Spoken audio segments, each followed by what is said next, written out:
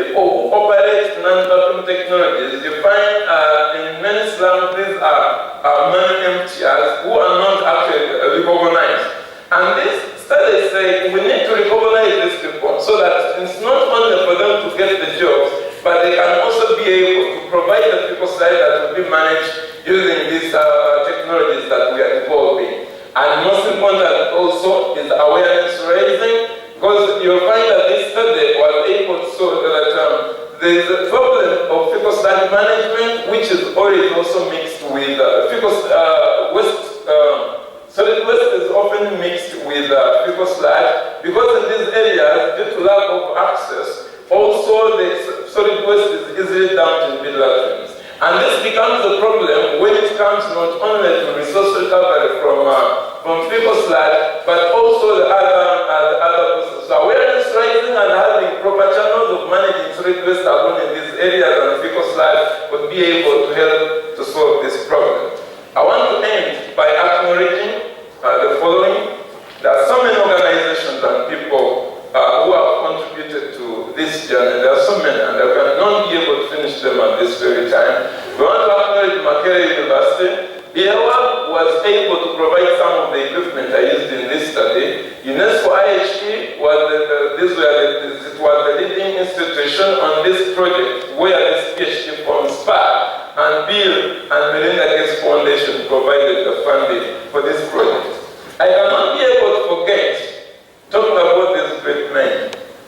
They appear to be so humble in photos, but they are not simple on me. They push me through the wall. I thank you so much for making me complete this PhD in a timely fashion. Your pressure was not very easy when it came to deadlines.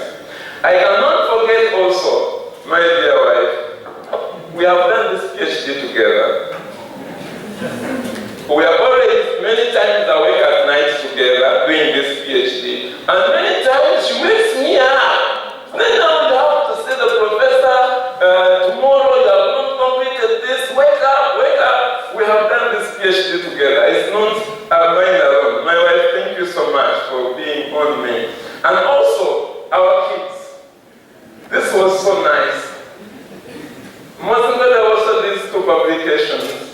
If you look at this baby here, came at the beginning of this PhD journey. And this one here came when I was completing the PhD study. These four publications have been so amazing on this journey.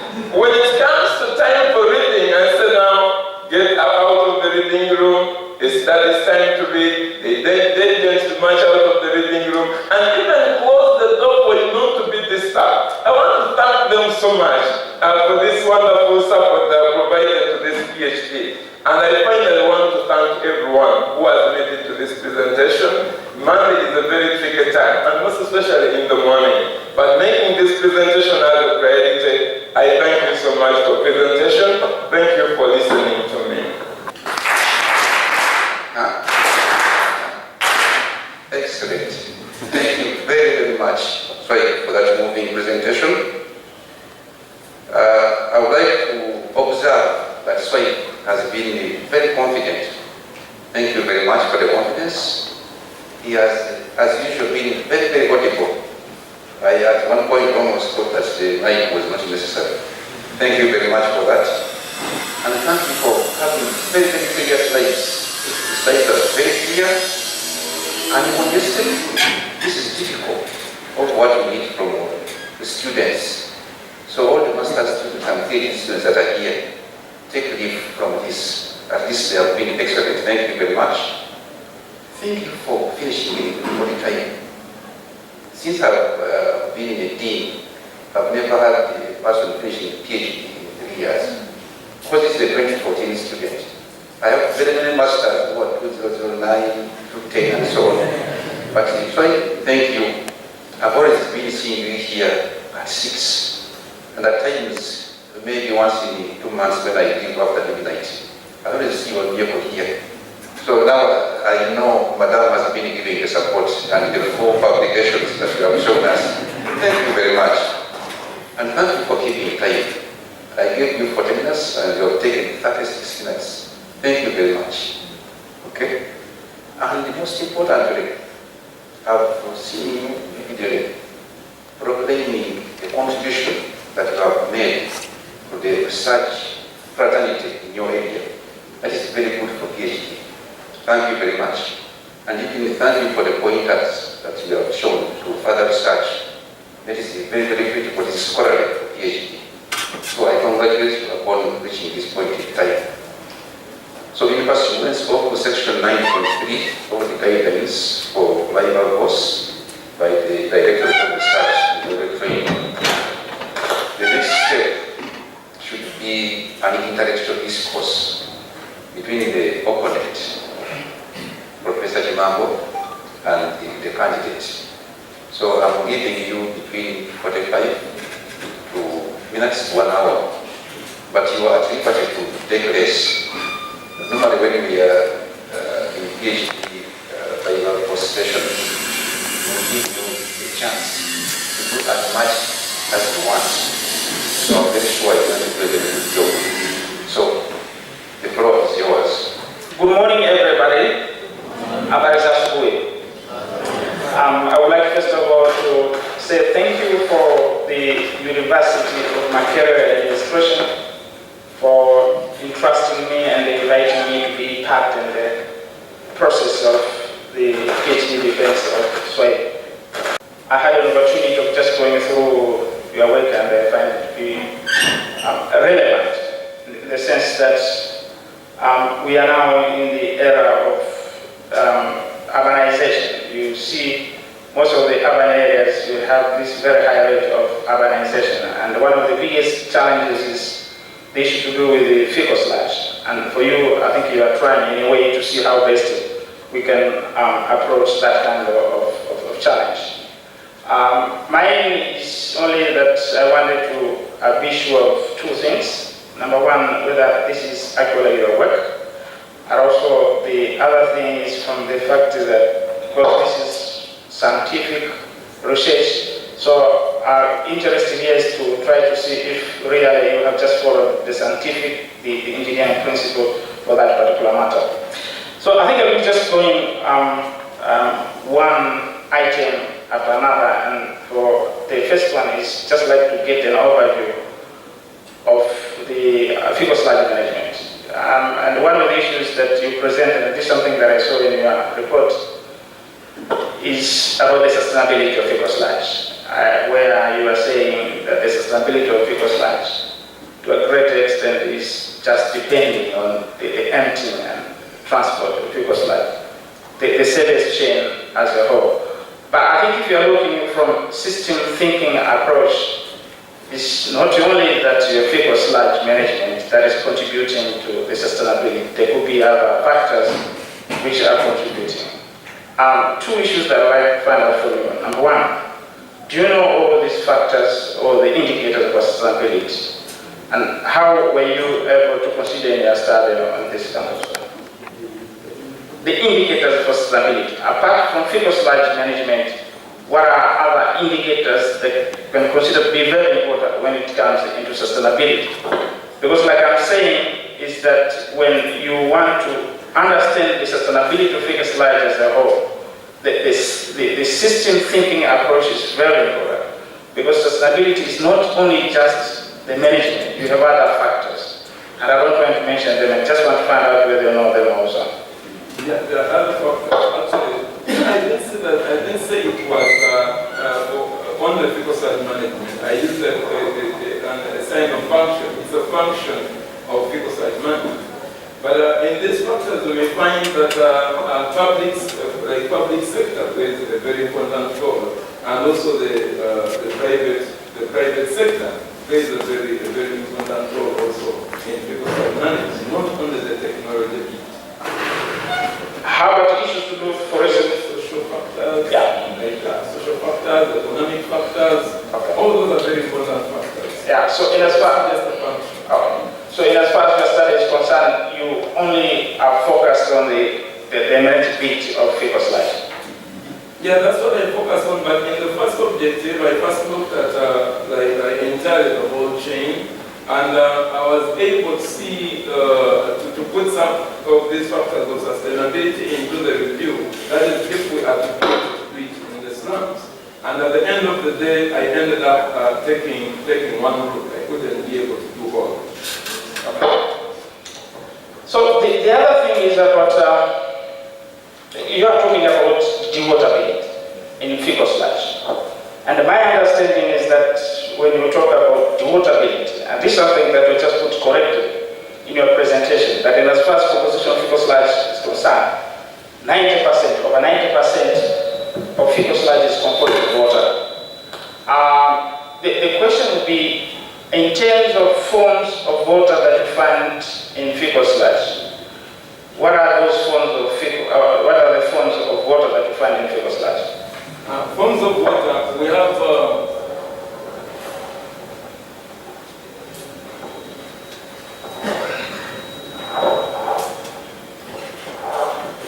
in terms of water that is found in fecal sludge, we have free water and we have the bound water. In bound water, we have other forms of water like interstitial water, capillary water, but it can be termed as just bounded water. And watering mainly works on that part of free water.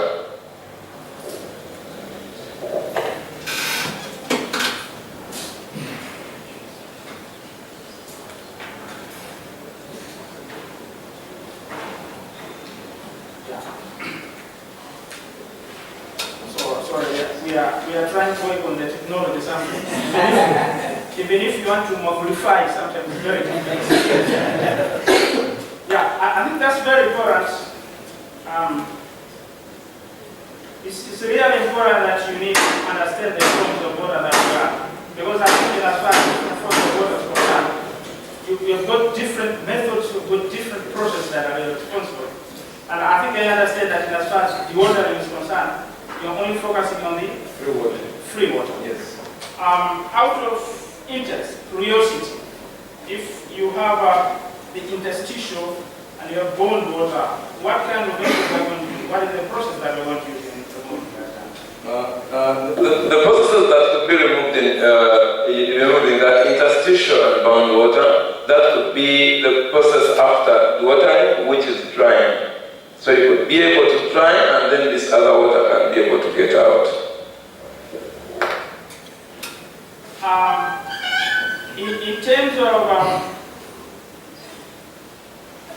In terms of analyzing the sample of fecal sludge, I will just see your report, and I think partly you presented that use the standard method for analyzing some of these fecal sludge characteristics, the temperature and the other, or other parameters for that matter.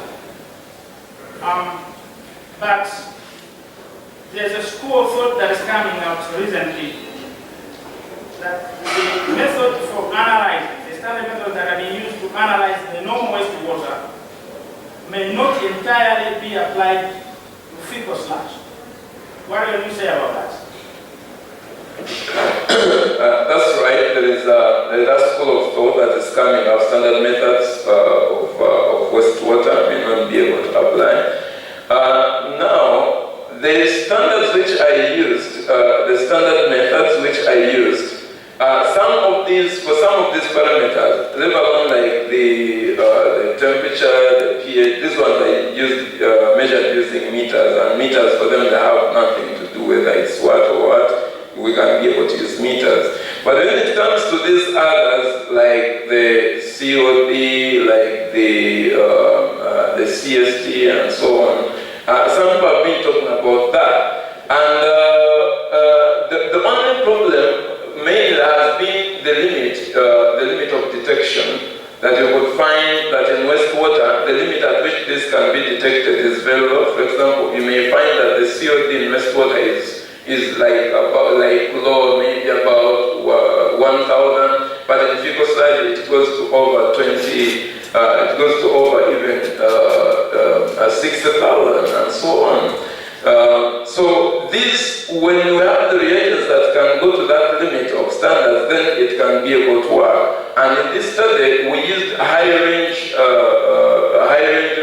reagents for fecal sludge. Yeah, I think that's an area that of course, we are targeting having reliable information, reliable data, such that wherever we are concluding, it has to be, we have to be sure that whatever we did in terms of the process, in terms of method, we did it right. So I think it could be something that you have to look into that as well. Because I understand that some universities like KwaZulu-Natal, they are in the process of trying to sort of course, in collaboration with the Airwan, the SANDEC from Switzerland, we are in the process of trying to see how best we can come up with methods for analyzing specifically fecal sludge, for the reasons that I mentioned. But again, with regard to characteristics of fecal sludge, I don't know, but one of the parameters of interest that I was not able to get it, maybe you can also explain the reason for not including, the mechanical strength part of it. The mechanical strength is one of the parameters that is now considered when it comes to fecal sludge. But I see throughout your presentation, the results, that's something that I was not able to get. What would be the reason for omitting, or what do you say about that? The mechanical strength. In terms of compressive strength, in terms of... Yes, because when I start now, it's just... Yeah, I did not consider mechanical properties of fecal sludge. I did not consider them. I didn't find them. One, I didn't find them relevant, and two, I did not have capacity to go to other properties of fecal sludge. The capacity was not there. There are so many biological properties, viscosity, which could have been actually important, but we lacked the capacity. We had also, and the viscosity I wanted actually to measure, but the viscometer even had, we ran out of standards for calculation, and it failed to give reliable results, so I just had to omit them. So I was limited by that. In terms of the duration of the study, of course, I'm not interested in the entire duration of the PhD, but I think maybe it's the duration where you are collecting the samples. My understanding is that the results that you have obtained, you are presenting for that matter, of course, may be influenced by the time of the year that you are doing the sampling. Number one, what was the duration of sampling? As in, what was weeks, months, and how is it that you took into consideration the effect of times of the year, the seasonality? Because I understand that the results that you are presenting, if you did it during the dry season, may not necessarily be the same as the result that you did during the rain season. How did you take that one into consideration, the seasonality of the result that it has? First of all, the duration of sampling and analysis.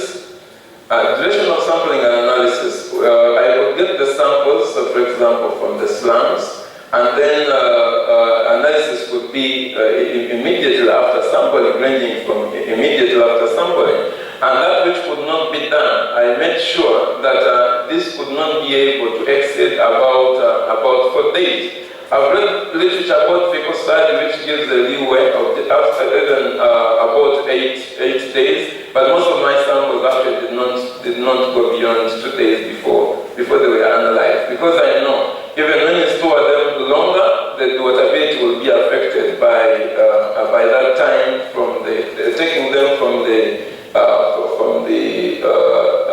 field to the analysis.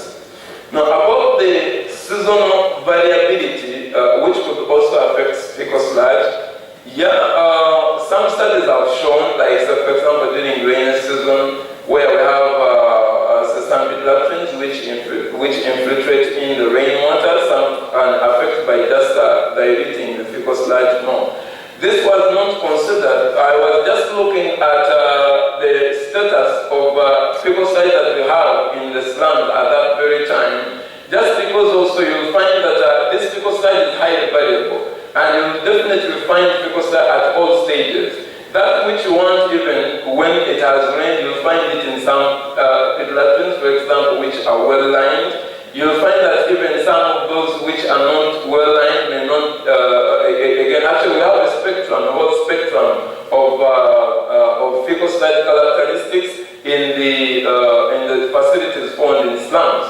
So what I had to do was to just get the fecal sludge as is in slums, then work with the fecal sludge as is. What I'm trying to say is that you do sampling during the rain season. And also you do sampling during dry season. Do you expect to get the same results in terms of fecal sludge characteristics? For some facilities, yes. For some facilities, no. Depending on the on how the facility is constructed and designed. So, but I think the message to the point is that when you were discussing and reporting your results, the fact was that you did state. I did not differentiate between the dry and the rainy season. Yeah, and I think that's very important, such that when one is getting the result, reading the results, they are absolutely sure on season of the year that you did the sampling, because like I'm saying, you have that variability. Seasonal variability might have the influence of the fecal sludge characterization. So I think reporting the result has to go hand in hand with the period, the duration of the period of the time that you did your analysis. The other thing is in terms of sampling. Yeah, two issues that I'm interested in. You had the pit latrines there. Yes. You had 22 or 20 for lined.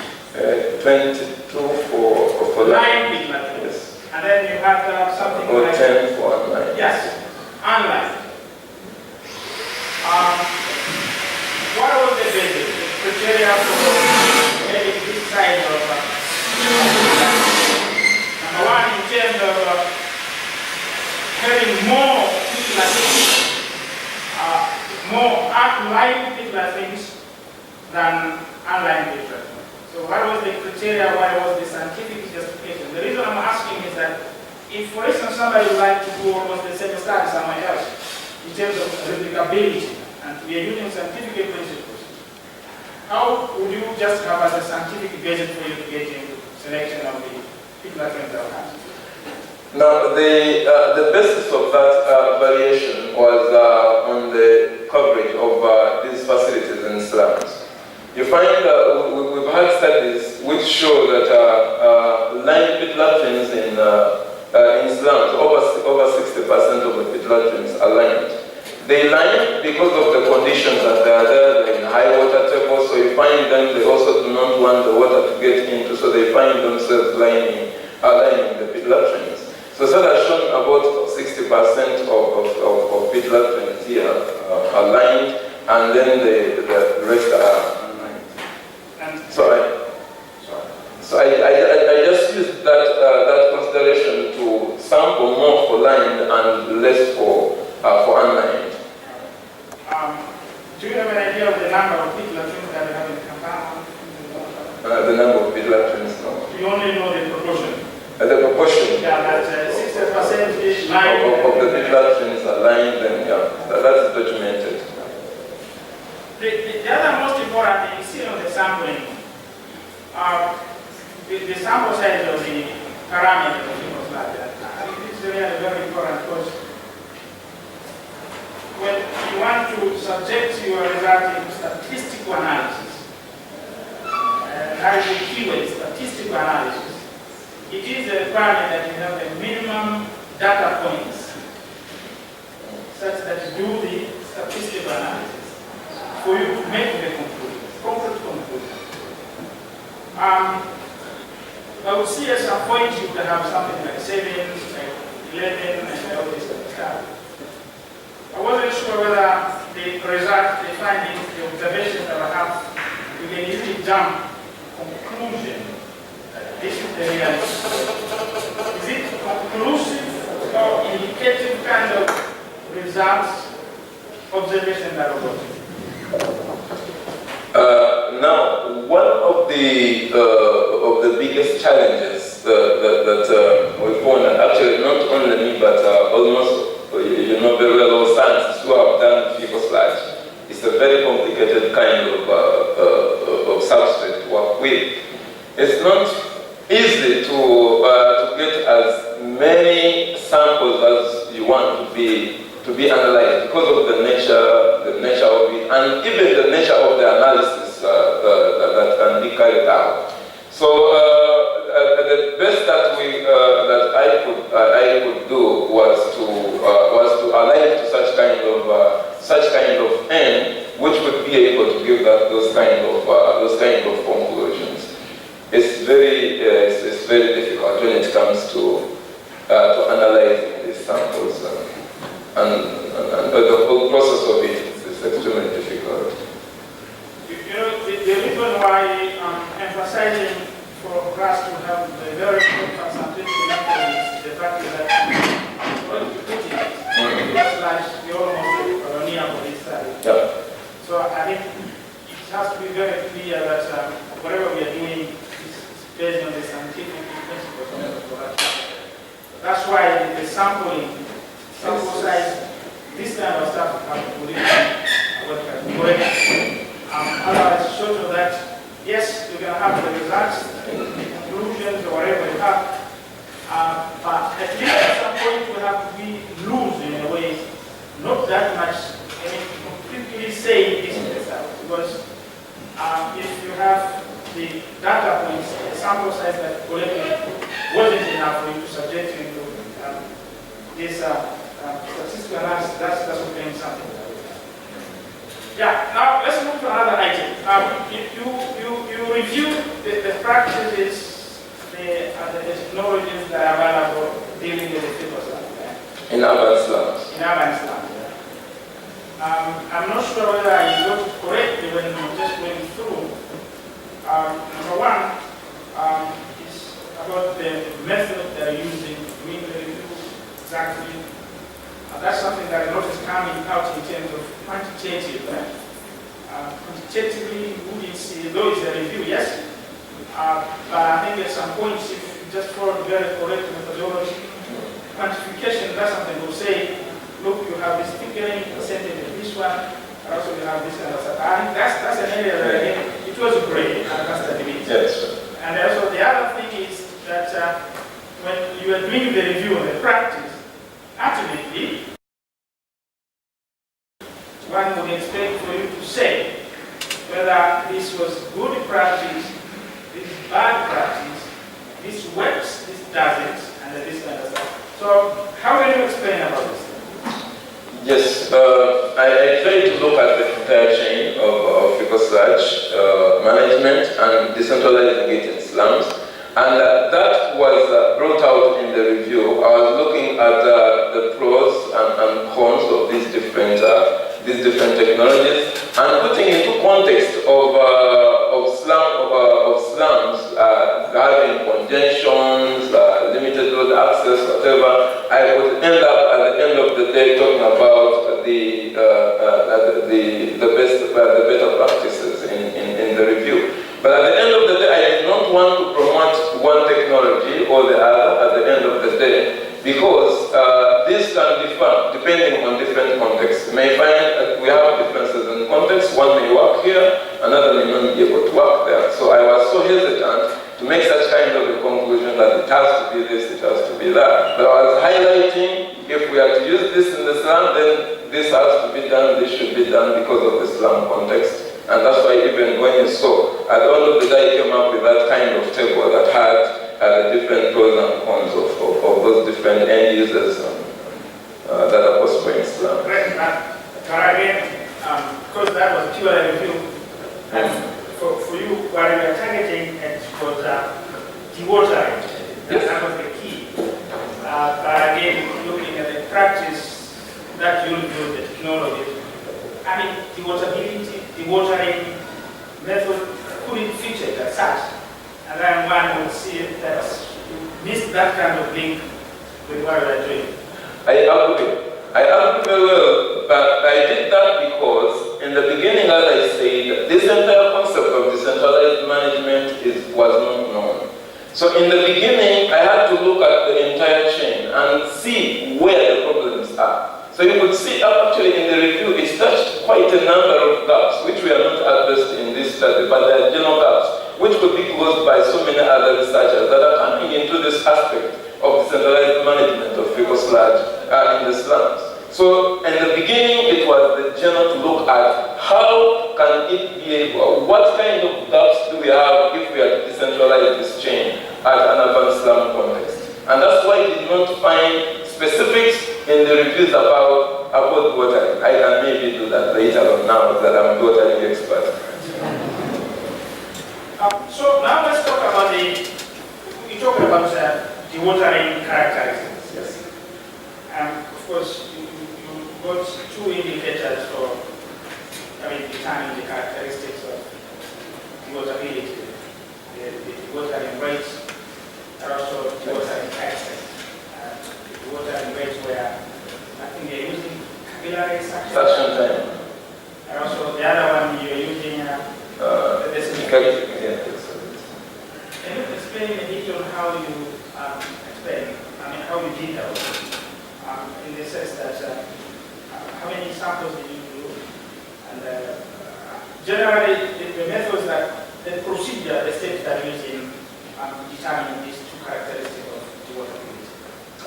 Now, when it comes to capillary suction time, which is the equipment that was used in the dewatering rate, first of all, this had to be made sure even from the preparation of the sample that we did not have to homogenize this sample because it affects also the filtration of water.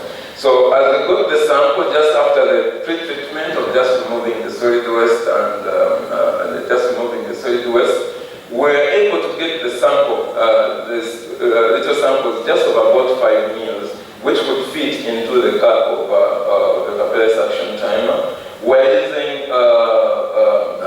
chromatography papers, so we had chromatography papers, then had this sample filtering through that until when now the cycle is repeated. That's when it gives you the timer. And this was done using we used 3 replicates as per the recommendations has to be 3 replicates.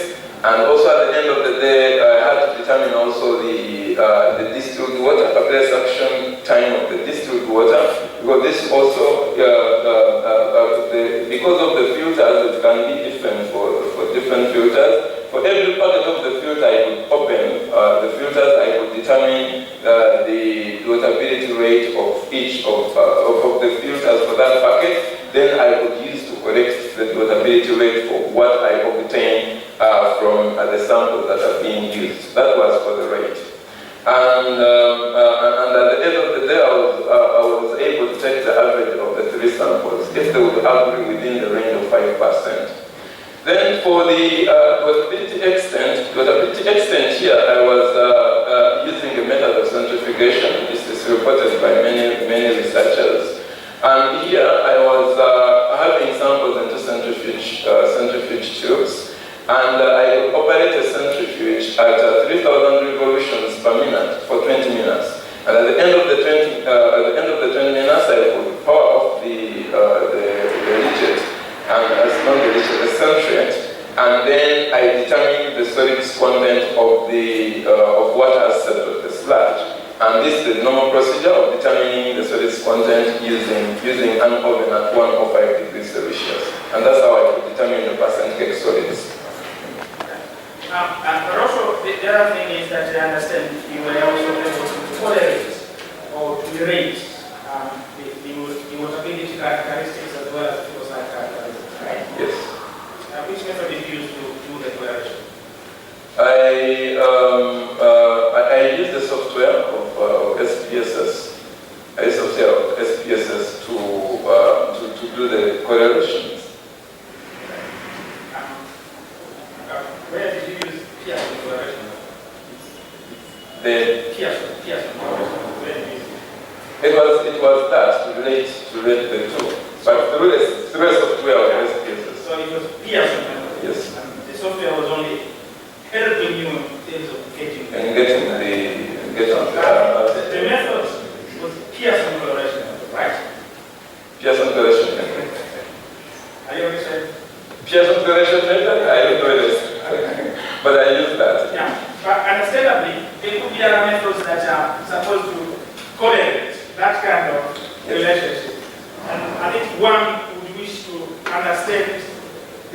criteria, the reasons that you use for going in PhD methods as opposed to other methods that are Yeah, I know that the bootstrap method, for example, bootstrap method in Python software.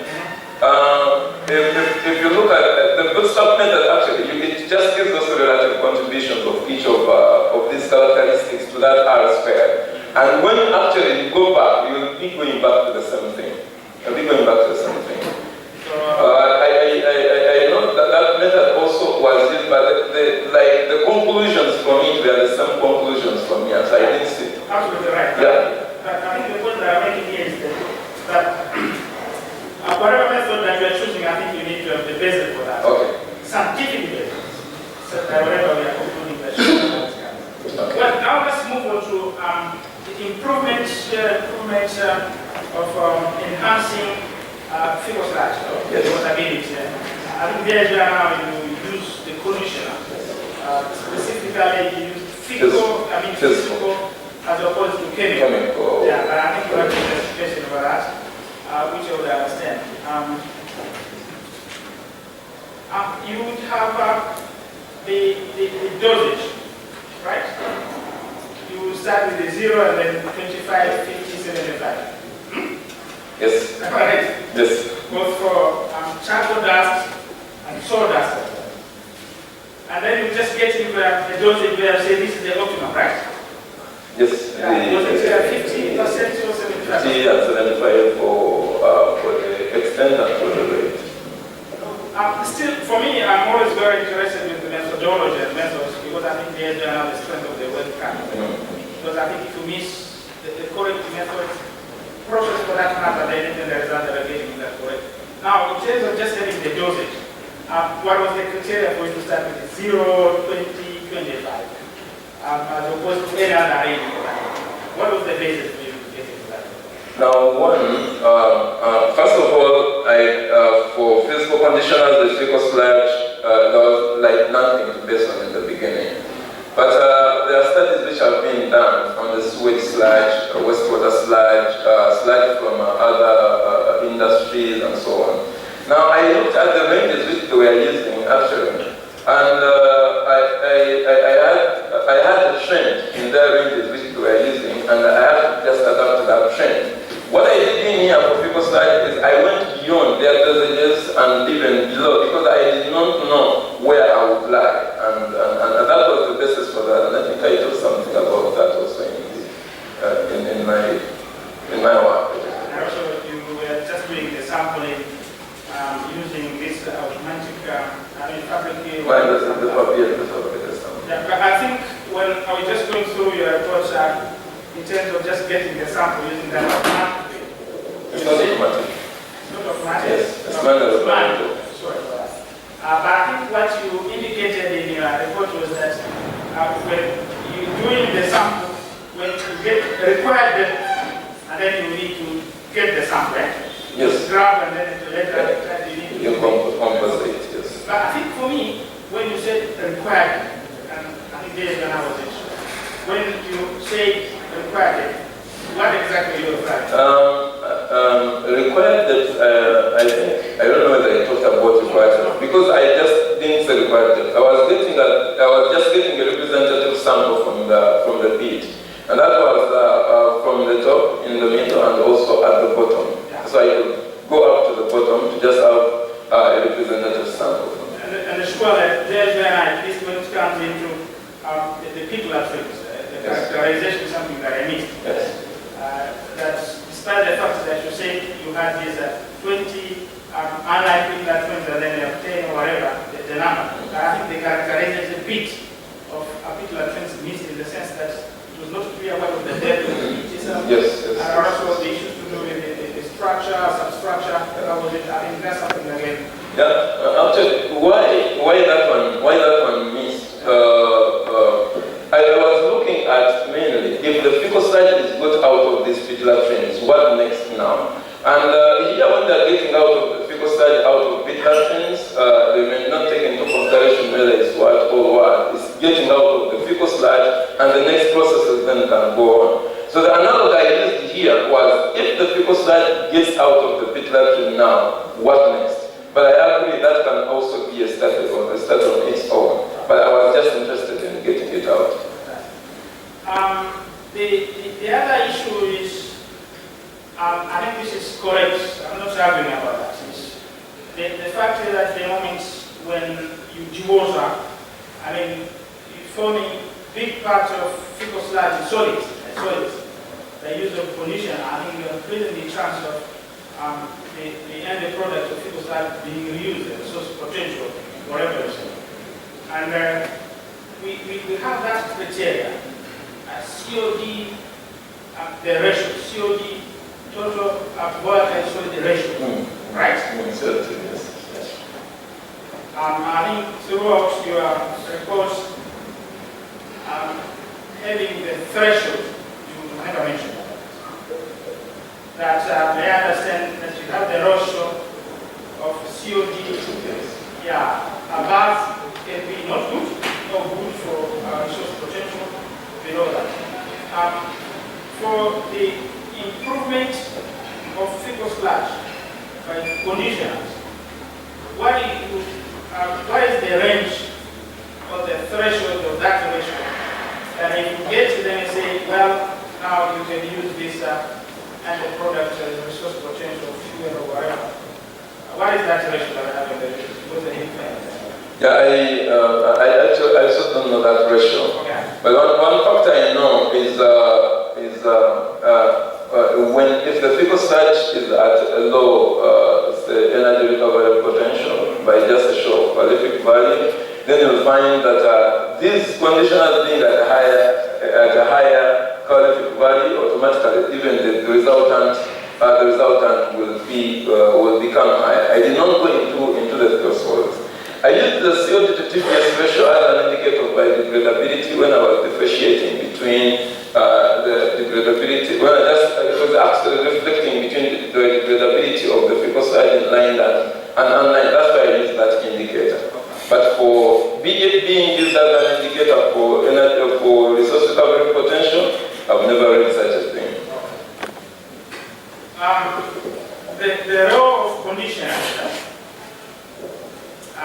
being physical or chemical, essentially is to create conditions necessary for separation of solid particles and the liquid particles, right? Yes.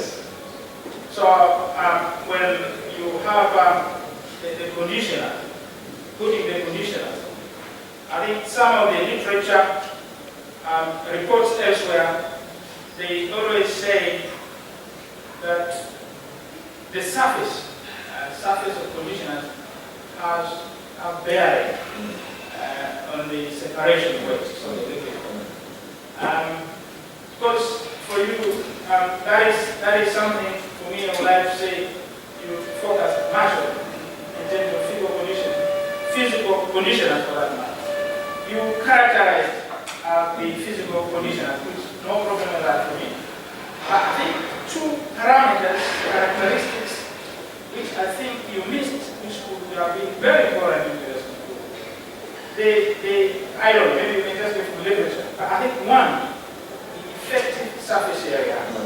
Because I mean, that's giving you an indication on the capacity of conditions in terms of, because you're talking about absorption of the attachment of that matter.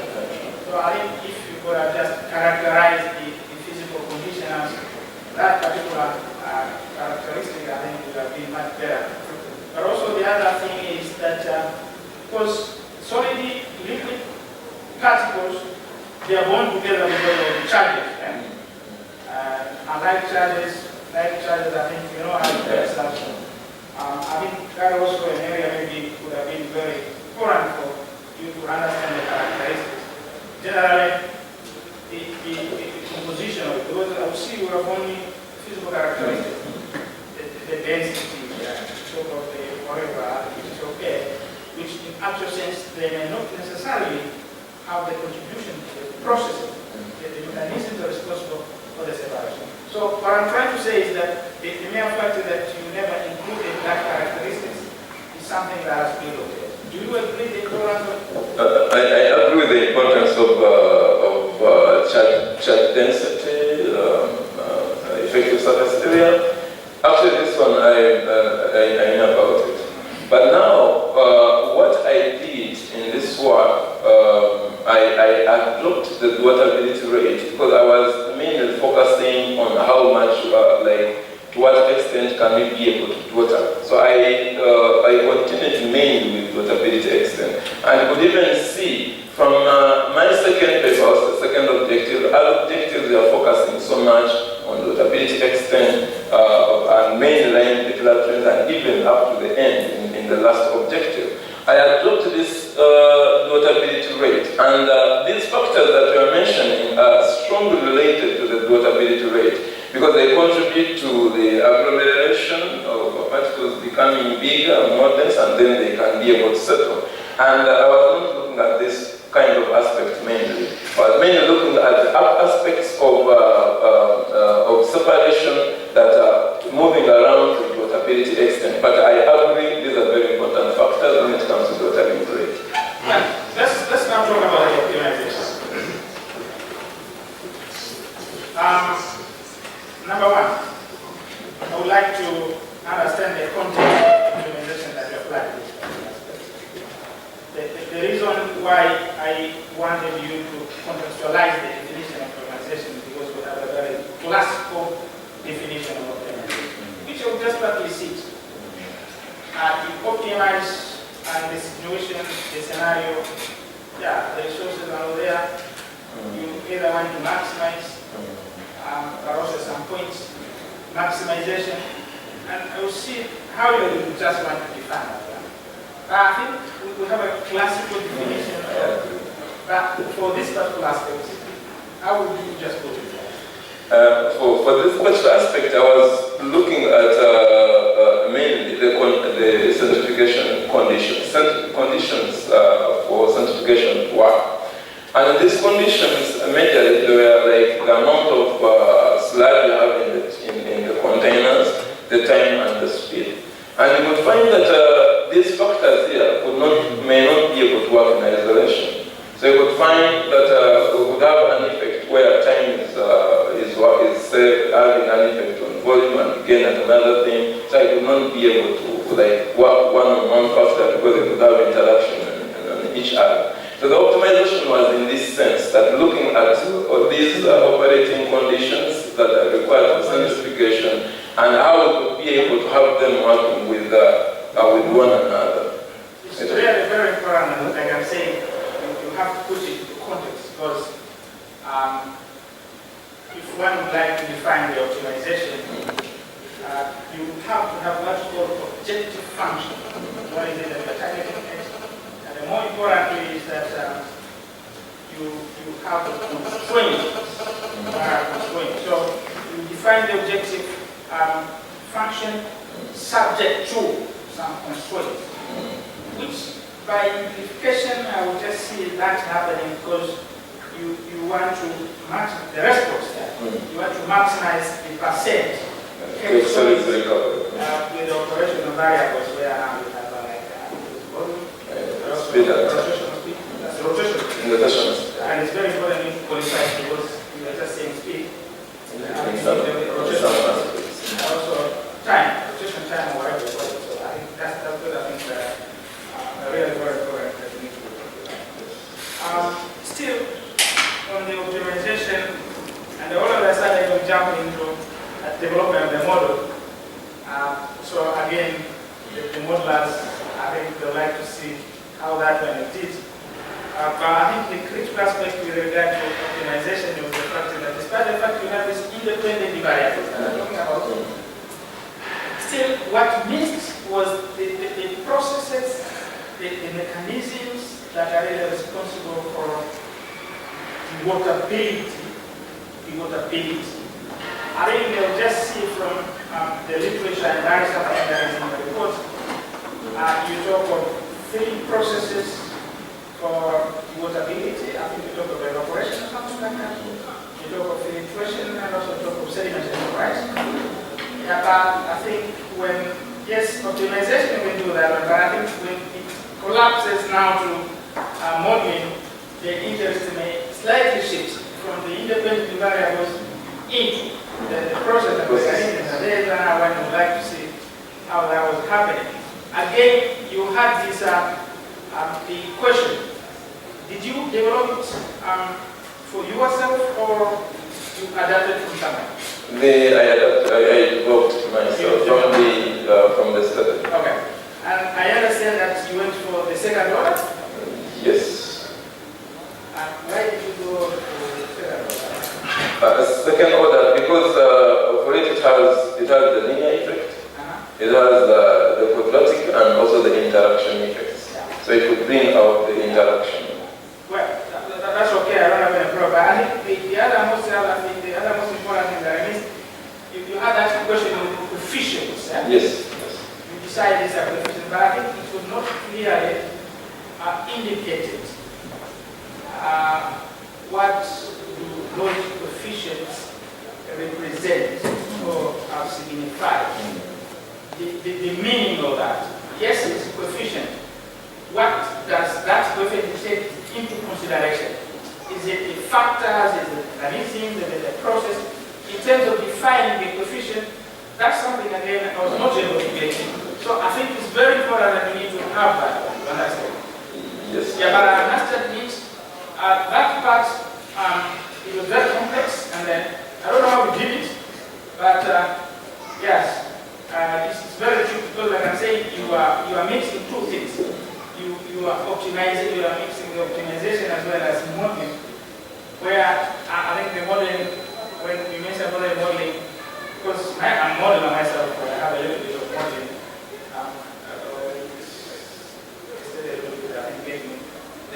Because the procedure, the processes for doing modeling were not actually reflected in that. Because one would ask, for instance, the validity, how you validate them. Right? See, you have that one, but the way you explain the validation of the model is not as the one that I'm using. The validation of the model, you have the completed data set to the one that you're using the development. Just different systems, different time of the experiment. Again, the calibration part of the model, that's something that one would inspire. I think of the understanding linear regression, simple model, but I think these are the things that I think are supposed to come up. Because the moment you subject that and take what a modeler, then they have problems.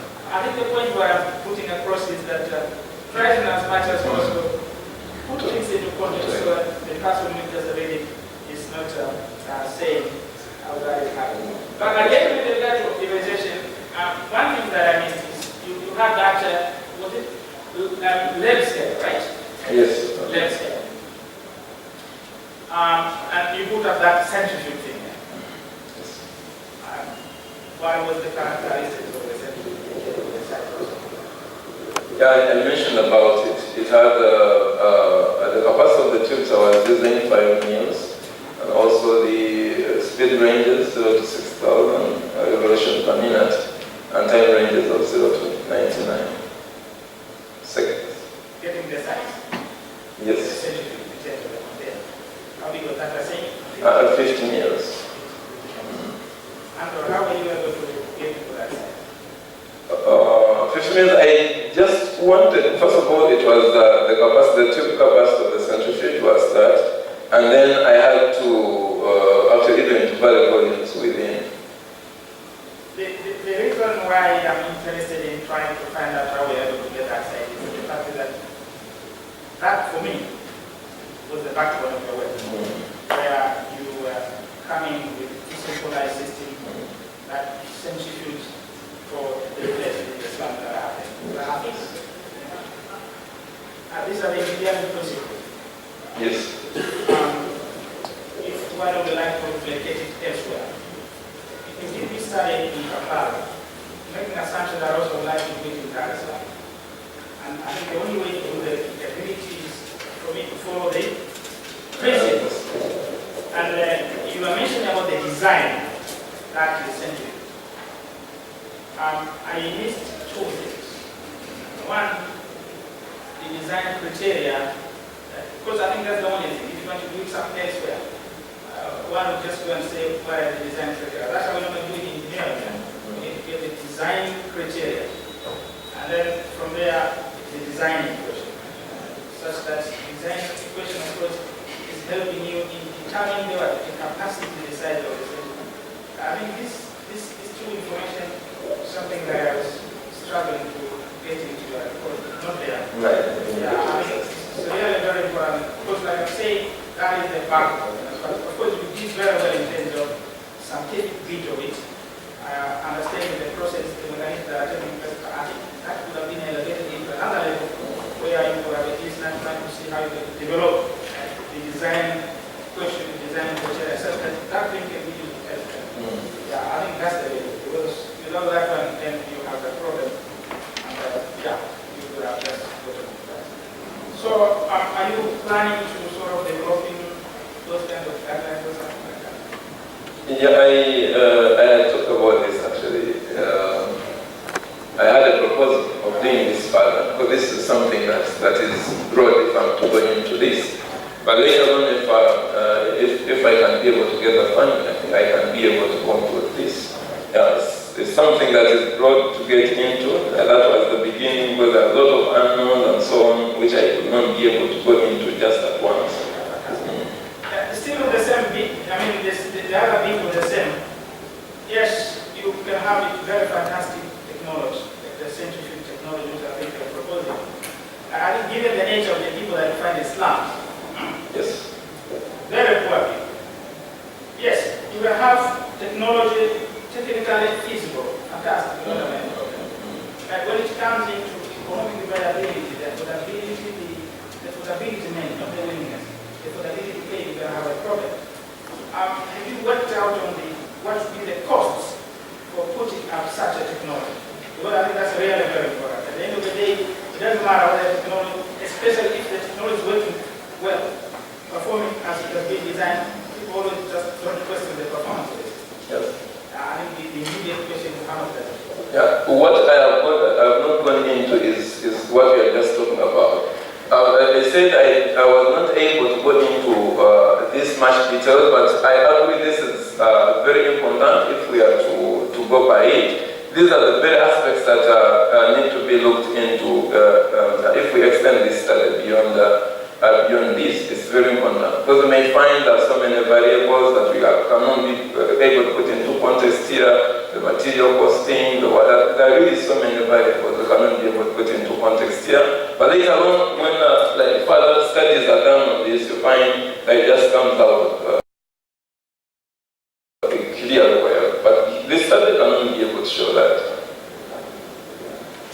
Let's go back a little bit to the conditioners. You have sawdust, and also you have this charcoal dust.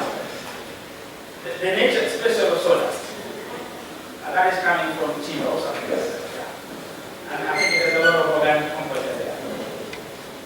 When you apply to Faecal sludge, yes, you can get your solid thing that you want.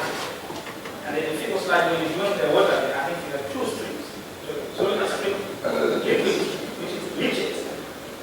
Don't you think that by adding sawdust, physical conditioner, is going to increase or add the content of, what should I say, organic content into the leaches? As a result, the leaches that are going to get into there, there is no PhD or COD done the leaches that are because of the additional part of sawdust.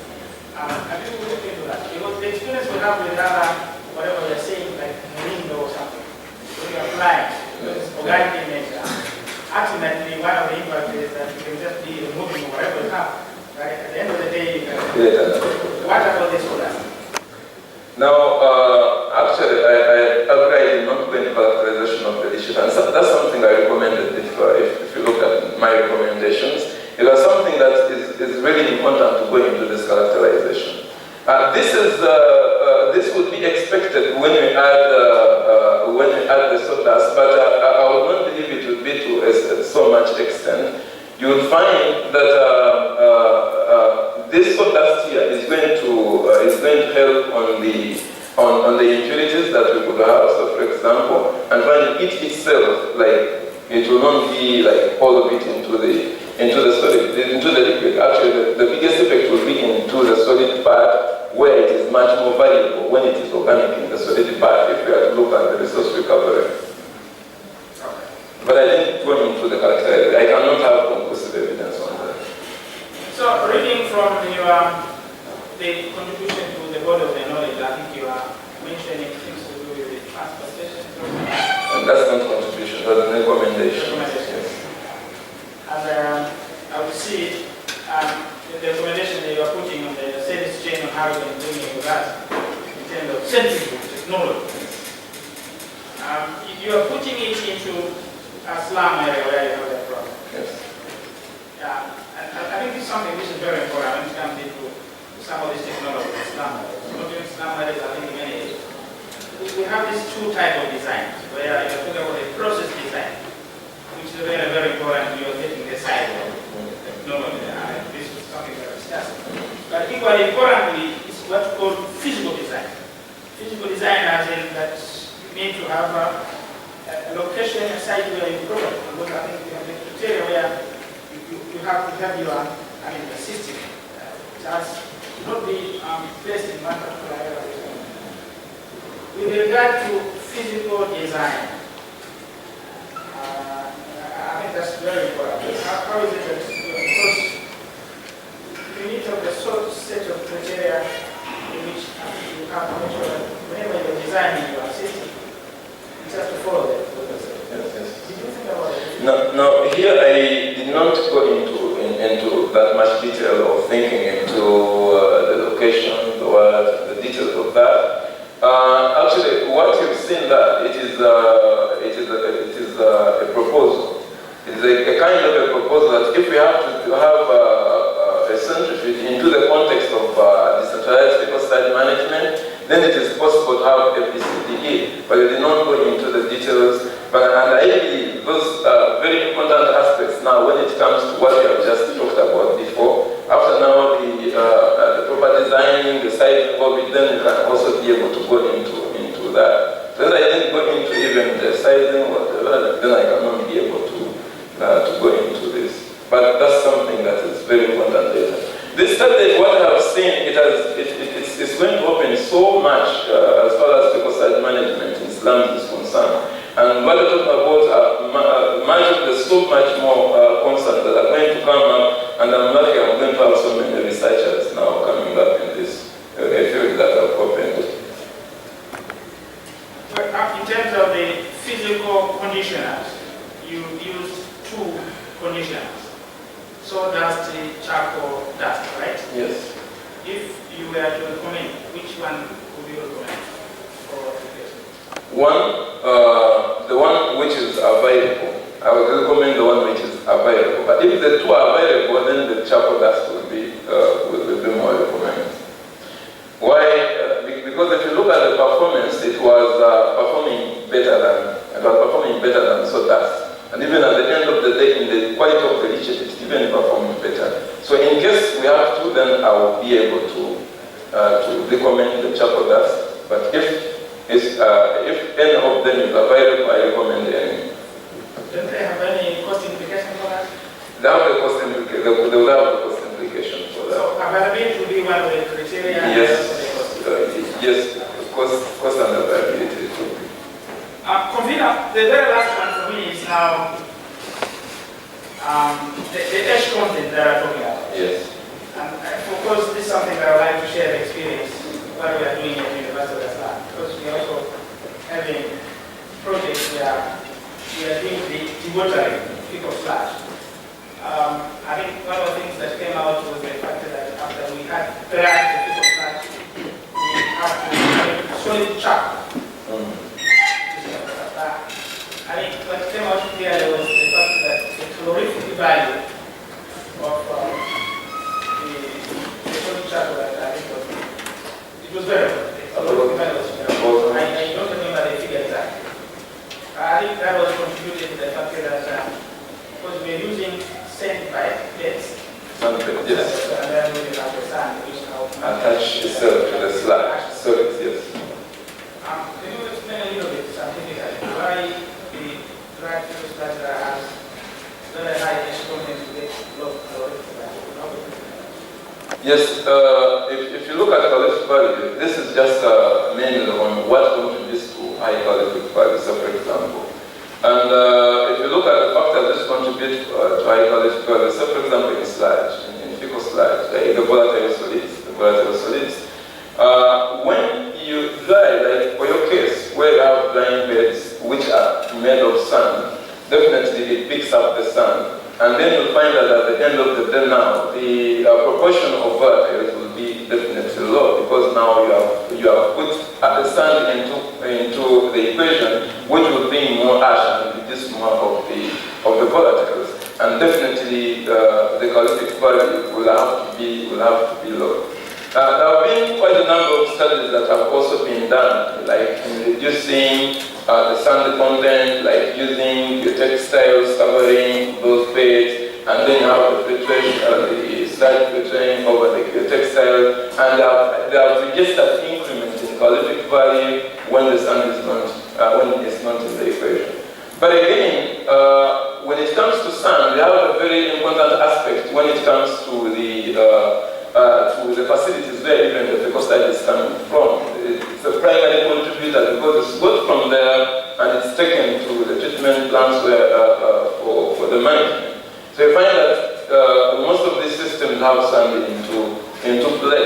We have a lot of facilities in slums where people go with only given the dirt from the shoes into the pit, then they swashed into the pit. All that contributes to the sand. And then you find even people are using grey water, say for example, to wash the pit latrines, and the grey water also has its own sand in it. So it's something. Well, I must mention one thing that I've been involved in examining a number of PhD students now. Not a lot, but at least quite a few. But I must admit, this is one of the best reports that I've ever seen in recent times.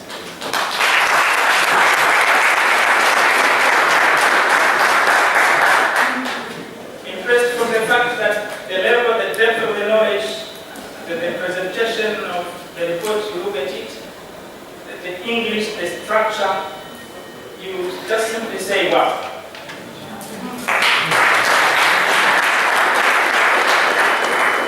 Asante sana.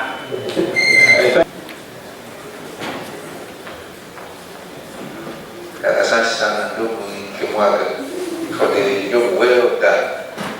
Should we give him a full factorial? Okay.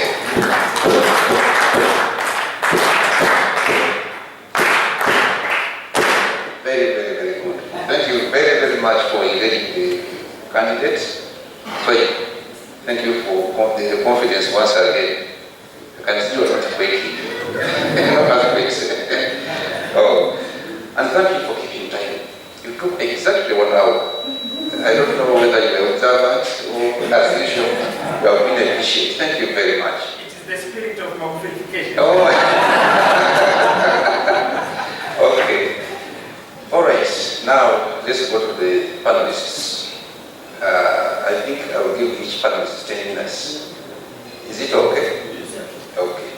So, Very much, Swaib, for the presentation, and also thank you very much for the thesis write-up. The opponent was actually very right. The write-up was excellent and hardly had any English issues.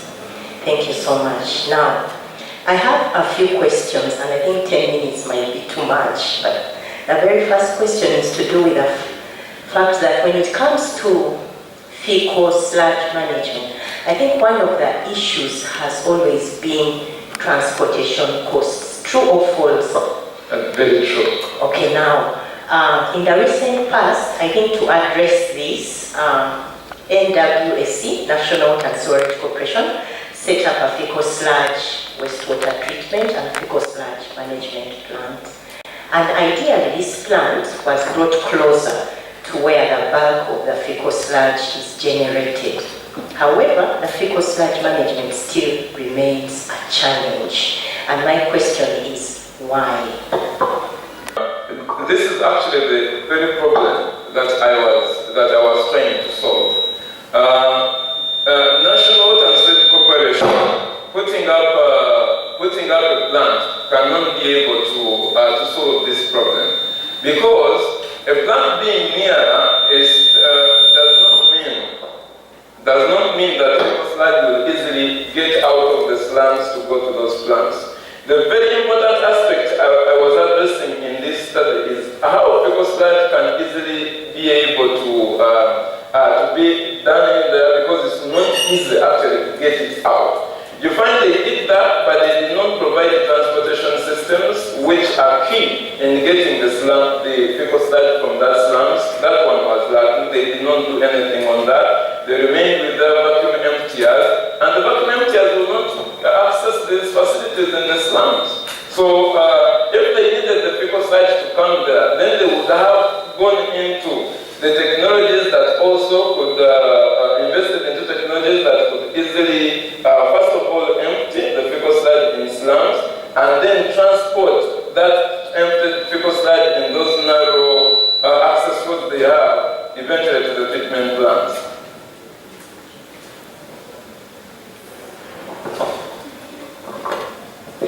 Okay, what about the issue of unlined pit latrines? Because I mean, the idea is to remove the fecal sludge and take it. What about the issue of unlined pit latrines? Now, unlined pit latrines is a very big challenge, actually. It's a very big challenge, right from the emptying to even the kind of fecal sludge that comes out of the unlined pit latrines. You'll find even the treatment plants they have not catered for the characteristics of such fecal sludge. And actually, you'll find that it's not only here, but a number of reports from other countries, even the treatment plants have failed to meet the standard because of this kind of fecal sludge. You find it has quite a lot of concentrations of the solids, of the COD and so on, and they interfere with the design limits that were done for those treatment plants. It is still a big challenge. And actually the truth is, even the treatment plants we have, which we are designing, even if this fecal sludge is properly removed from there, they will not be able to work very well as per the characteristics of this kind of fecal sludge. I noticed that you focused on 3 study areas: Boise, Chibuye, and Kamoja. And in your thesis, you do say that because these are with the highest population density, highest housing densities, do you mean that they actually, when you compare them with the other slum areas, they have the highest of these? No, they are not the highest. Actually, I did not say the highest. I just talked about them having high population and high housing density. I think I clearly showed that. And the aspect I was looking at here in my study was such kind of places which are having really high housing density. But this is quite similar to many of the slums we have. The ranges are quite the same. When I looked at there is a report actually that was reporting about such in Kampala. When I did the computations, you find that most of the housing density ranges between 1,000 to 5,000 housing units per square kilometer. I just chose those 3 to represent the rest, but we have still the same problem. Okay. And one of the things that your study sought to more or less contribute to is probably minimize on the environmental but also public health risks when it comes to fecal sludge. And my question is that in the recent past, we've actually had some disease outbreaks, the likes of cholera and typhoid. Would I be right in concluding that these have largely emanated from uncollected fecal sludge? If you look at the properties of fecal sludge is highly pathogenic. And if the sources of these pathogens could have been, if the sources of the fecal sludge could be from people who are having such kind the fecal sludge that would be in there. And this is one of the most prominent sources when it comes to such kind of areas. Most prominent sources because it's very easy for the route of transmission of these pathogens from the fecal sludge to the people either through use of food or there's so many other different paths through which these pathogens can go through. And if this fecal sludge is at the disposal to the slums, then definitely they cannot be able to survive. Just if you look at the situation that we have where they just dispose into the environment, the trenches, and these people are in consistent contact with these very, very different places, they may not be able to survive. Okay, now, in your work, it's very clear that when it comes to fecal sludge characteristics, they vary. They vary widely, not only between countries, but also within countries, but not only between slums, but also within slums. Now, if I'm to design a fecal sludge treatment plant for an area, what does this mean? Where does this lead me? Because I want to design a plant that will actually function, treat the fecal sludge, and ultimately end up with either effluent or material that has minimum impact on the environment. So what does this mean for me? First of all, what it means in designing of a treatment plant is very important to consider the characteristics of what is going to be, of what's going to be treated. Actually, the failure of most of the plants is because they have not considered the actual characteristics of sludge, and then at the end of the day you find that we have variations in performance. Now, you may find that we have variations in this fecal sludge, but when it comes to what we have in facilities is different. But even when we get it from there and taking it to the treatment plant, it can also differ depending on the technology that we are using.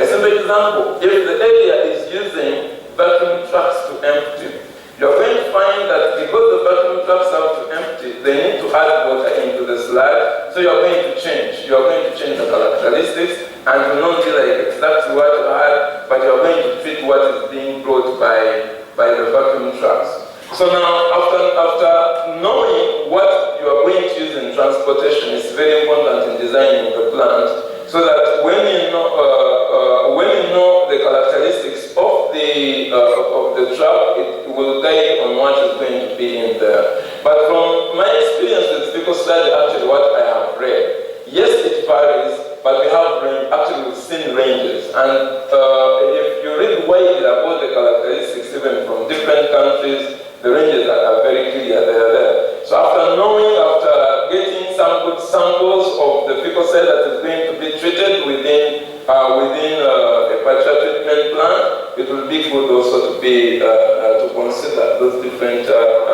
ranges that are documented. So in other words, you're saying that I need to do some characterization also? Definitely important. You can't even use what was characterized before to just design it. You need to know what is going to be there. Okay, then my final question. Recently there's been an effort to actually deploy reed-bed technology in treatment of fecal sludge in this country. And it's one of those technologies that is being I think advocated for. Firstly, because it's relatively cheap than these other normal, conventional or advanced systems, if you may say. And however, as I was going through your thesis work, it appeared to me that in as far as documentation is concerned, nowhere in sub-Saharan Africa has this kind of technology or constructed wetlands actually been successful in the treatment of the fecal sludge. And now my question is, why? Could we be on the wrong path? Now, the first comment I would make on that is, I don't know whether the people who were designing that have actually looked at the characteristics of fecal sludge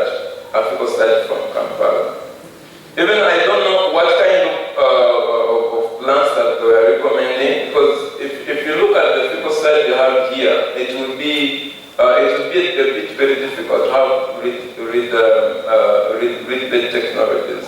Not even on the characteristics in terms of ammonia concentration that would be disastrous also to the plants, but also in the particle sizes. If I look at, for example, pit latrines, which you have many in number. Actually, one problem I have found, the characterization has been mainly on the slide from septic tanks. And septic tanks, if you look at this slide, it's quite a bit so much different when it comes to that from pit latrines. Pit latrines, the variation is very high. We could actually find the septic tank slide when it is close to the wastewater that is being received at wastewater treatment plant. So I believe these people did not do characterization of this people slide, like mainly from the pit latrines, whatever, to have a proper design. But read-based technology may not work for our people slide in Kampala. Thank you very much, Mr. Swaib. Yes, you're right. They never did fecal sludge characterization. Thank you very much, Robina, for that engagement. Next, Dr. Habas, 10 minutes.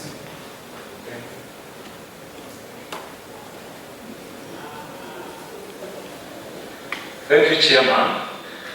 And Swaib, thank you very much for that nice slide. It is very exciting, and you made a nice presentation. However, I have a few questions, and I may not consume the 10 minutes. First of all, you showed a picture where you have the manual aided technologies, and you also have the vacuum emptiers that can be used to empty pit latrines. My concern, what are the challenges, given the characteristics of the sludge or the content, or what ends up in pit latrines, given our communities? They can use them for disposal of different materials, glass bottles, etc. And others use maize cobs, as we've seen in some communities. So, what do you have to say about this when it comes to emptying? Actually, so this is one of the most important problems when it comes to emptying. You will find that this is so common in those areas because as I said, they lack proper solid waste management systems. Having little or few road access is still a problem on the other part of West, which is solid waste. Now, what happens when they end up in the pit latrine? You find that we have possibilities of even vacuum emptiers reaching some of those facilities. What they first do is to first rake out all the solid waste. And this implication it has is on the increment of the emptying cost. And remember, all this goes back to the owners of the facilities. These are the ones in some areas who are poor, and even still, getting out of this material is going to be very expensive even for them. So the implication is much more in terms of costing and later on also in the management of this solid waste which yields. Okay, don't you think that is one of the main reasons why the vacuum emptiers have to use water first, probably to separate the finer particles and the larger particles? Don't you think that is one of the main reasons, and how do you embed that in your the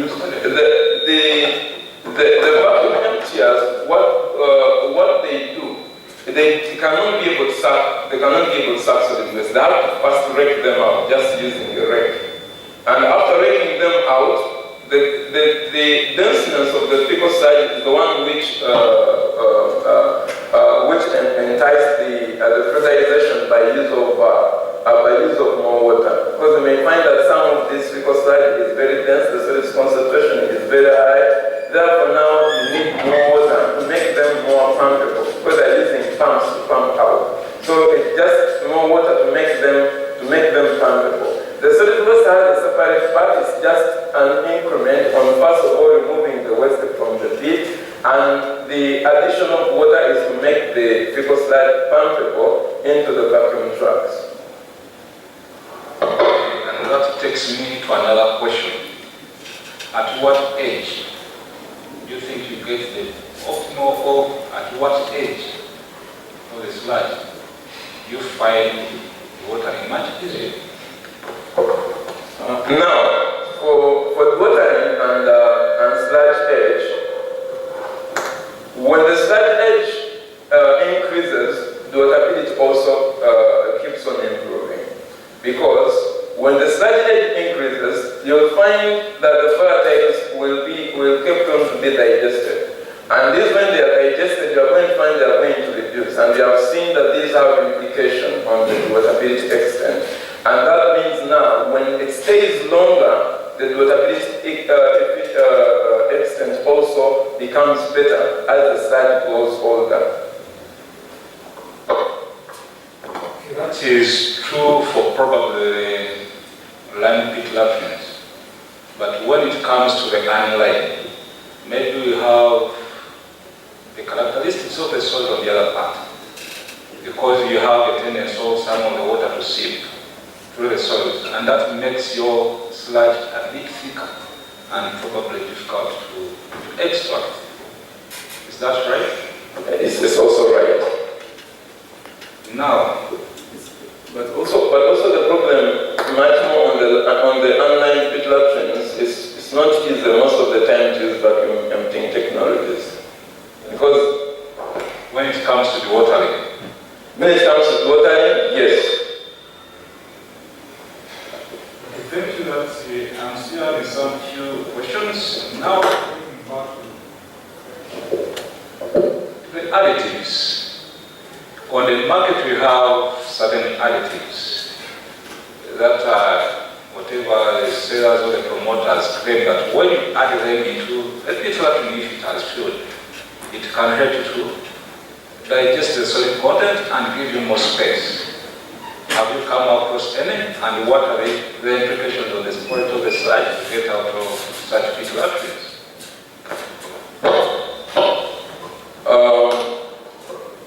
I've heard about them. I've heard about those we have in Uganda and many other countries. I personally, I have not used them before, but I've read about them. But the study that I've read about was when they were applied in South Africa, pit latrines of South Africa. And the studies, scientifically, they proved that they were not working. That's what the studies were showing. But I personally, I have no experience with pit latrine additives. And their influence to dewatability, I may not be able to know. Probably that is also another area to look at. Very interesting area. On the market. Then you made a presentation where the dewatering becomes poor with the time. Was it dewatering rate? Time of that is in figures 5.1 to 5.3. I think that is okay. What you have exactly? What could be the cause of that? Coming poor with time, you'll find that because you have used these conditioners, after centrifugation to remove the water, when you leave the water there for a long time, you're going to find that they will absorb back the water and the solids will be resuspended. And in resuspending them, then you reduce the water content in the settled sludge which you had before. And this is why I was recommending that after centrifugation, there is a need of separating as fast as possible. After that time, the optimal time, there is a need of separation of the water from the settled sludge, because it will deteriorate with time. And my last question again goes with the additives, especially sawdust. Because maybe you've concentrated more on the sludge part of it, and you paid less attention to the water that comes out of the dewatering process. But my concern is, as the discussant at one point also pointed it out, you see some of the additives, especially the sawdust, it has the organic content, And some of these organic materials like the tannins, the lignins are very difficult to treat in the conventional wastewater treatment plants. In your study, do you notice any change, especially if you have the one without additive, do you notice any change in the type of colors you receive? Because normally when you see even white, those are visited with workshops, wood workshops. When it rains, you get that brownish color, which is very common. So, did you notice that, and what's the implication on the quality of what you get out of that? Given the fact that you've not made any recommendation for treatment, which might be difficult, just sending it in the sewers. That is my last question. Thank you very much. Actually, when it comes to the additives like the sawdust, even the charcoal dust, the source plays a very important role. The source contributes to the quality of this kind of additive. If you find even the charcoal dust, when it is being generated from places where you have soil and it keeps on being mixed with soil, again you are going to have implications on its usage and its performance. Some applies also on the sawdust that can be able to contribute. So those variations can be there if it is got from those different kinds of places, depending on how they manage their wastes. Now, on part of the content in the leachate, yeah, you could be right, and actually I would agree with that. But as I said, I did not go into characterization. I may not be able to have a lot of say about that with authority, but I agree there could be something like that, and really having studies in such kind of directions could be really important for us. Thank you. All right, thank you so much. Okay, thank you very much, Robert. Yes. Thank you so much. Thank you, Mr. Semiyaga, for this very interesting report. I found it personally very interesting, and that's why I would just, in a few minutes, to introduce my colleagues from KCCA who are in charge of sanitation in this city. They are here particularly to get some solutions. Jude, you there? He's an engineer, and Alan is the project manager for the Faecal Sludge Management Program for Kampala. A few very quick questions. One, I will take you back again to the pits, the lined and unlined.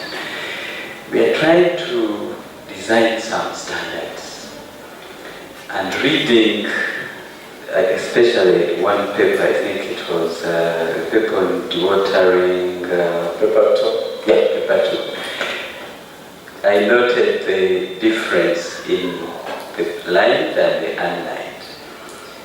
What does your survey point at our effort to develop standards, minimum standards for on-site sanitation technologies?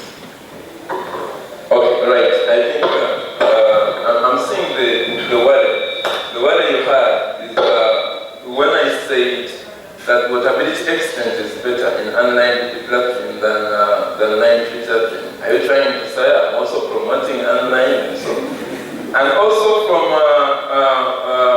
what I know from the standards which are being developed, they're also discouraging unlined platforms, and actually they should be discouraged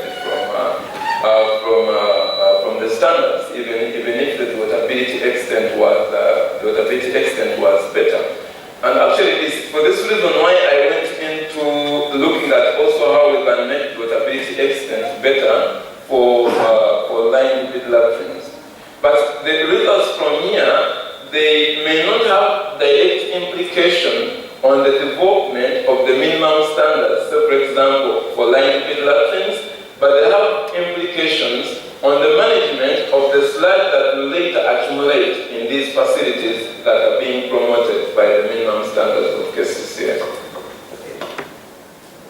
Thank you. The other is related to Dr. Robina's question. We have actually started implementing one of your recommendations. That's the transfer station. Great. And in this case, we are using a mobile transfer station. The second one is we are trying to develop micro fecal sludge treatment systems in slum areas, so to reduce the distance and also make the emptying a little bit easier for such areas. My question is one, how does the centrifugation proposal fit into the transfer station model? And definitely the micro fecal sludge treatment plant part of it will have implications on the volume. You know, these are small plants. What would you recommend so that we reduce, for example, volumes that we get out of the communities into these plants? So maybe two questions in one. The transfer station, what is your recommendation, and the micro fecal sludge treatment plant? First, thank you for first of all, straight away going into what I recommended. Thank you for reading my work earlier. For mobile transfer stations here, how the centrifugation technology will be applicable for mobile transfer stations.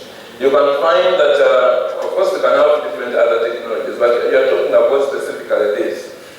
When you have those transfer stations, even without the centrifugation, there could also be other options of how this fecal sludge can also be properly managed. Maybe you are looking at mainly the transportation bit and whatever.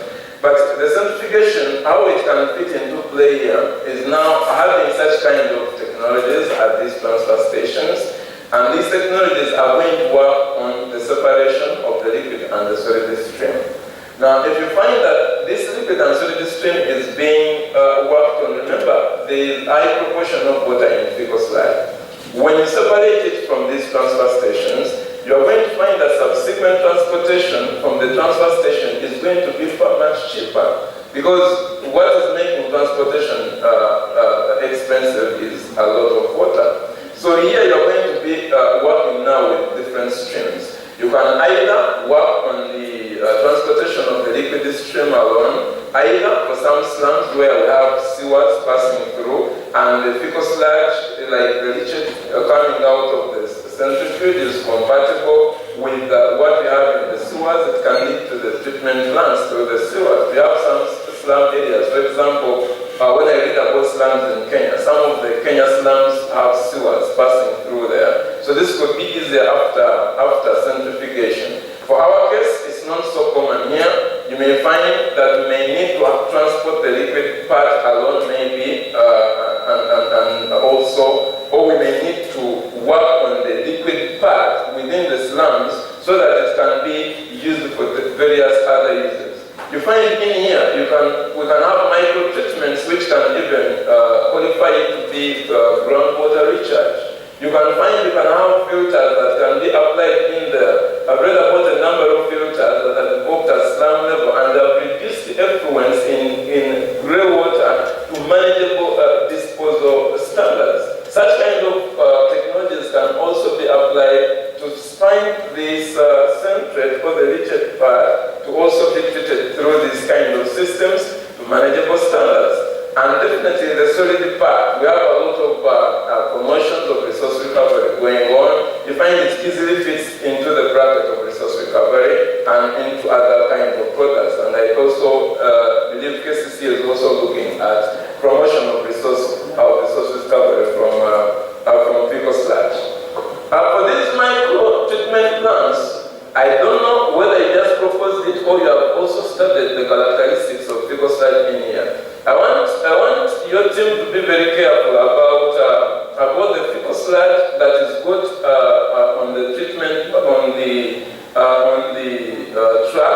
and also the fecal side that is got directly from the facility. These are completely different streams of sludge. So if we are looking into implementing micro treatment technologies within the plant, then the characteristics you must watch out for mainly would be for the fecal sludge that is coming out of these facilities themselves, not after the treatment, because this is what you are going to be doing. And I hope you are also looking into technologies like gulper, emptying technologies, for example, other man-aided technologies which can easily get the fecal sludge out as is from the pit latrine. And it will be much easier if we do not have water addition into the equation anywhere, because it's going to make the treatment process also longer and a bit much more difficult. That's what I would say about that.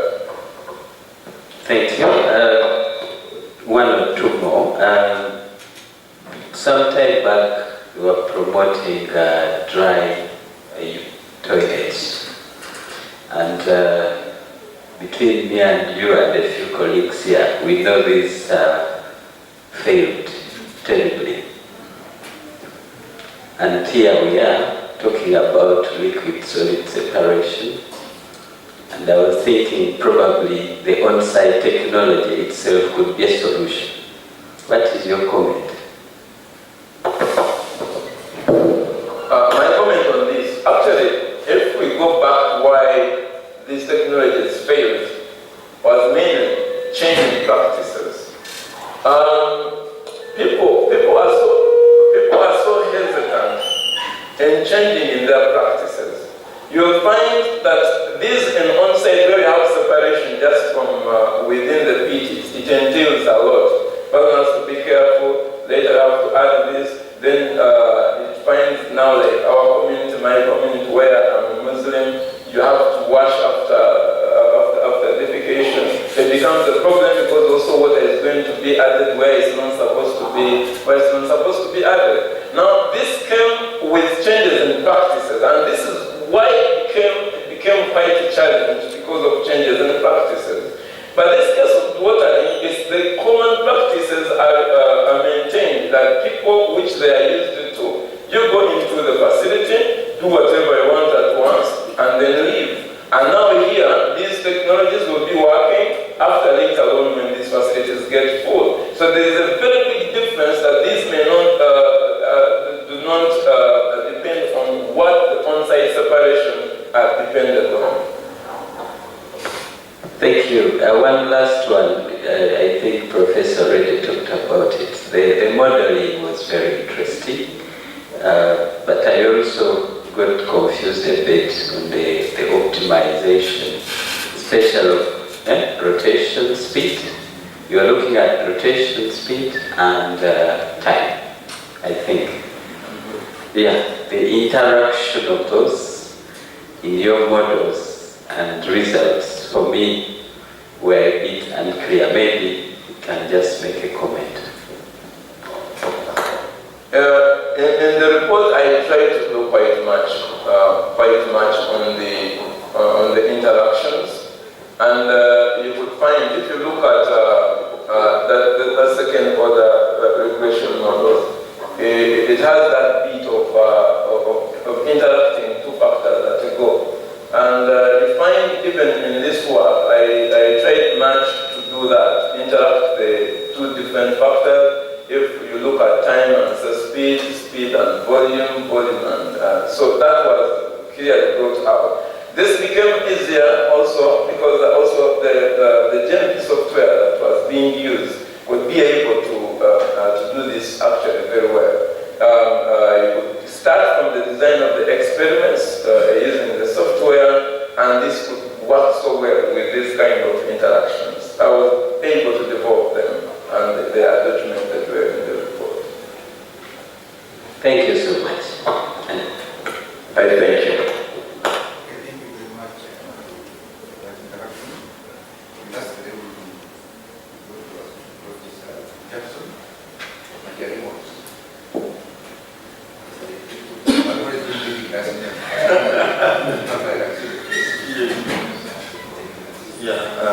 thank you very much, Chair. Thank you, Swaib, for the nice work. also congratulate your supervisor for taking you to that level. I actually appreciated the work you did. But before I start, maybe I could just start with what he ended with, the optimization. Did you do some mathematics before? I did mathematics. You did? Good. If you have a function of 2 variables, how do you optimize? If you have a function, 2 variables, how do you optimize?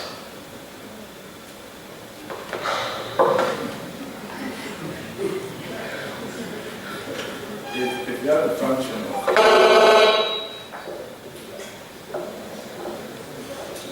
of 2 variables, one is varying. One is varying with the other. There are 2 variables. Yeah. You have 2 independent variables. If you look at those curves, you have 1 variable with 2 independent variables. How do you optimize?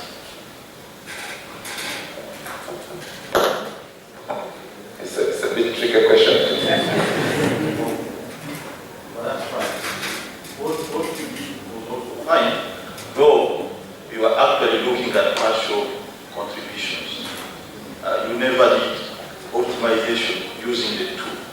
So if you wanted to do for both, then you would have gone into partial derivative, which you can do. But that's also fine. If someone look at those graphs, it just reminds me some basic physics. When we teach physics for undergraduate, we do some small experiments. They call them Sludge figures, where you put powder on a disk and make vibrate the disk. You get the functions you have. So my question now is, what was the size of the containers you are using to separate? Now, the sizes of the containers were limited by the centrifuge, which were the variable centrifuge, and those were 50 mils. The diameter of the diameter could go to about that was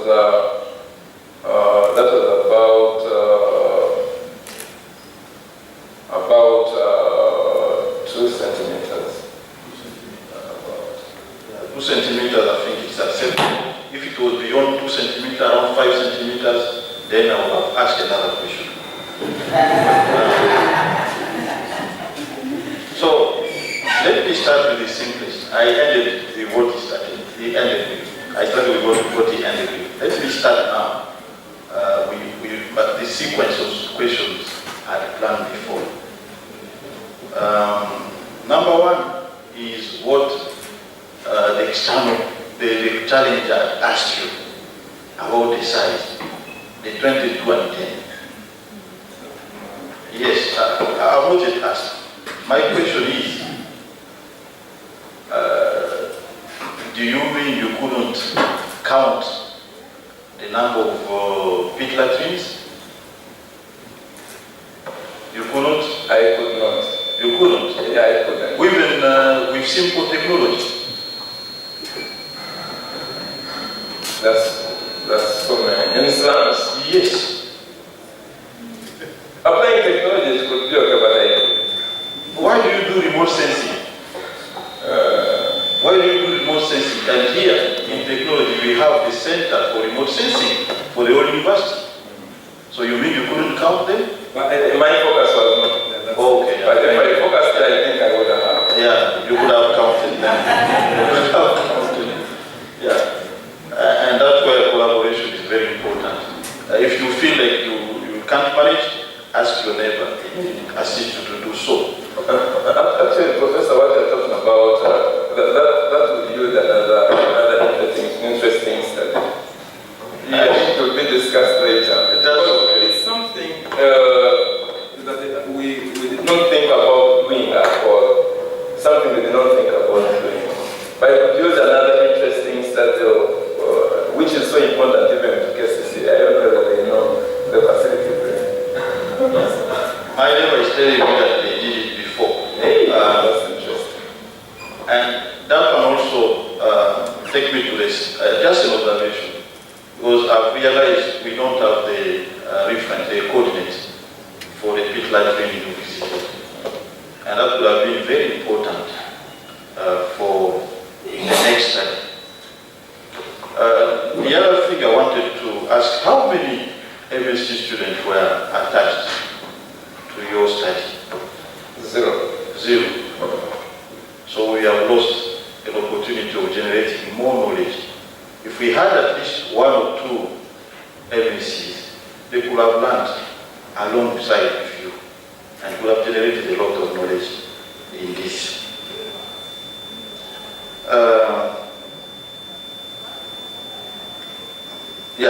The other thing, if we had at least information on the positions, then we could have also known the type of terrain these samples were taken and how they could have actually influenced the behavior. And that's why I go to question number 2. Question number 2, you have different slums, isn't it, in 3 locations. And I observed they actually have significant properties, changes, variation in properties. What do you think is really the reason of the variation? There are so many reasons. The reasons of variation range from just even user practices to even the type of technologies themselves. Even within the same technology, because of differences in user practices, you'll find that this Faecal slide will be different. You'll find a whole cocktail of differences in Faecal slide because each facility, they have differences in age. We have in different locations, some in water table, high water table, other than low water table. Some of the users are using this, others are using this type of using material. There are a lot of variation, factors that would cause the variation in this kind of Faecal slide. And so the reason why actually Faecal slide is highly variable, because it depends on so much. In one of the questions you actually answered, I think it was a question from the challenger about removing the water, what you call free water. Yes. And you said that drying is one of the solutions. How to read that statement? No. Drying is not, the question was, the question was the form of water that gets out of the Faecal sludge during the dewatering, and that is the free water. But there is other water which has remained fine interstitial water just between the particles and intracellular capillary water. And that bound water there, for it can be removed by drying easily. But watering usually removes this free water. Yes, I am very sure. At what temperature? No. The watering that I'm talking about takes place at normal temperature, at room temperature. I thought that that water is actually retained by the Panelists also. So if it is retained by the Panelists also, then it becomes very difficult for you to remove it. You may need up to about 15,000 pascal to remove just 10% of that water.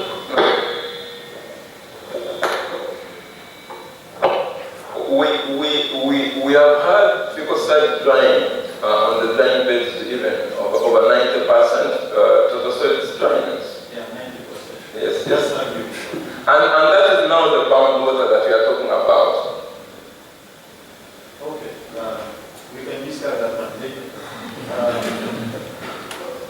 another question is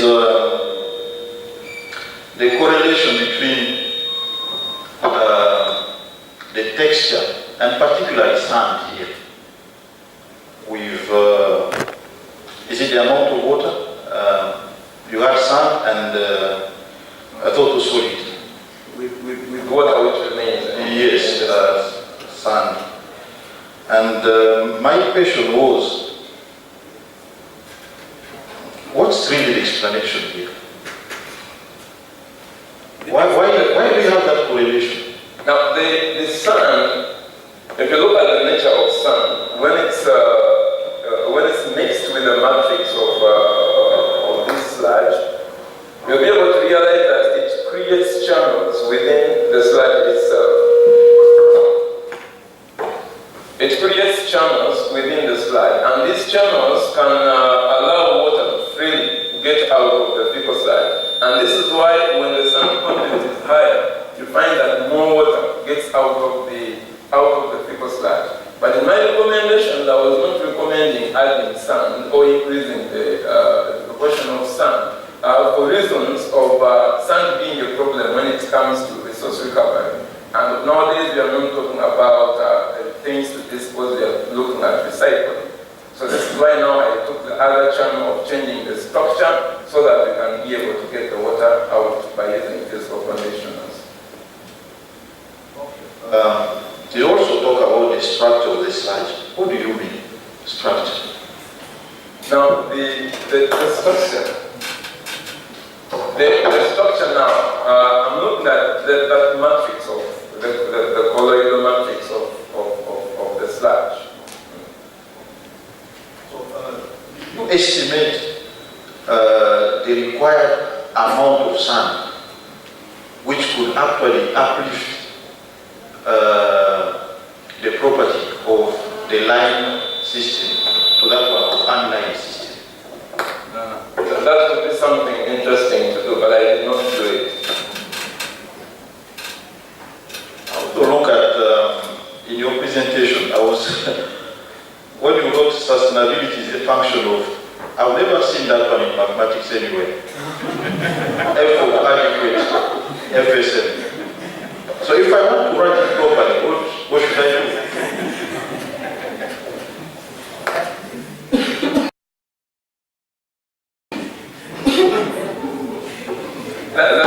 That's really interesting.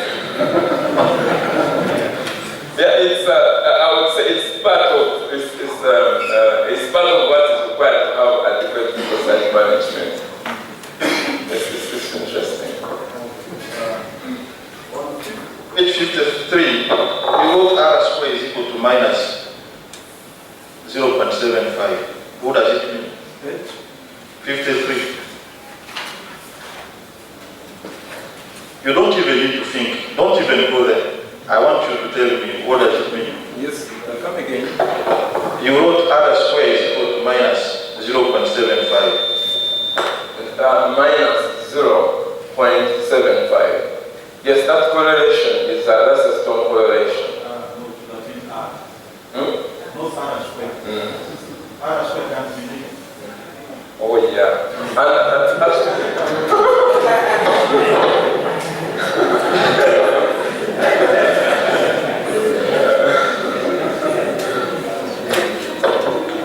On page 7, thank you.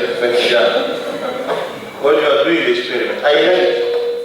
I enjoyed your text. It's very, very nice. I can assure you. Thank you so much. So you have different treatments here, 0, 25, 50, 70. What was the number of replications? Replications were 3. But you never wrote it here. I don't see it. Maybe on that one. Yeah, it's not there. The looks before I was doing it. Okay. So the last one, just the last one. How did you link stability with the leachate volume? If you look at that function, those graphs, how did you link it with the leachate volume? No. Well, first of all, when you look at the volume, that when you increase the condition, also the volume which was being used was reducing. And you talked about stability, you talked about notability. Notability was not limited to notability. Stability was just to check the affordability was not linked. It was just to check the level of particles I have at the end of the day after Dewatering. Actually, that's only characteristic I measured for the leaches, but the rest I did not. So it was just a check.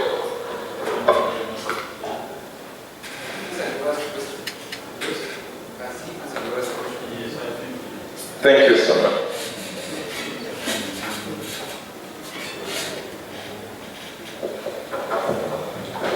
Thank you very much, Professor Ajariwa. I've liked your astuteness. You're very observant. Actually, it's like my foolish. Thank you very much. Thank you very much, panelists, for engaging the candidates. Now, I will open up the public so that you can ask questions. But in the interest of time, agree with me that we allow only 3 questions. Since we are supposed to go and deliberate on the candidates' work and then come back, it's already, I think, midday. Thank you very much, Swaib, for the wonderful presentation. I have been told that Ms. not on our side. Straight to the point, particle size has prominently featured in your presentation, and you clearly stated that it actually influences significantly the watering. So that takes me to method of particle size characterization. It seems to remain an issue of contention among researchers when it comes to particle size characterization, especially of the material that you are dealing with. Did you find a reliable method, or you just had to use those other methods because you don't have the best methods to use? Thank you. Thank you so much for this. Actually, when it comes to wastewater of Faecal sludge, the most method that have been used have been the laser method, using the laser particle size analyzer. This equipment was not available, and yet I had also to get a feel of the particle sizes that we have. Now, there's also another method of sieving and jet, which has been used by a number of researchers, right from those who are dealing with management of livestock manure, also wastewater.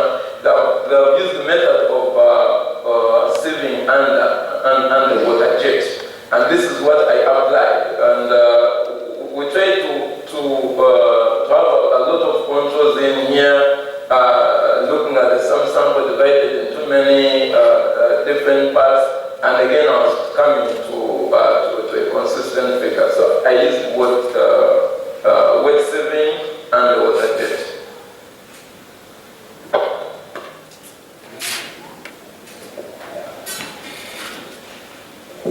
In other words, consistency was your criterion for acceptance, not the true particle size, because these are two different things. That's what I wanted to. Actually, I think it was not exact size, it was a range.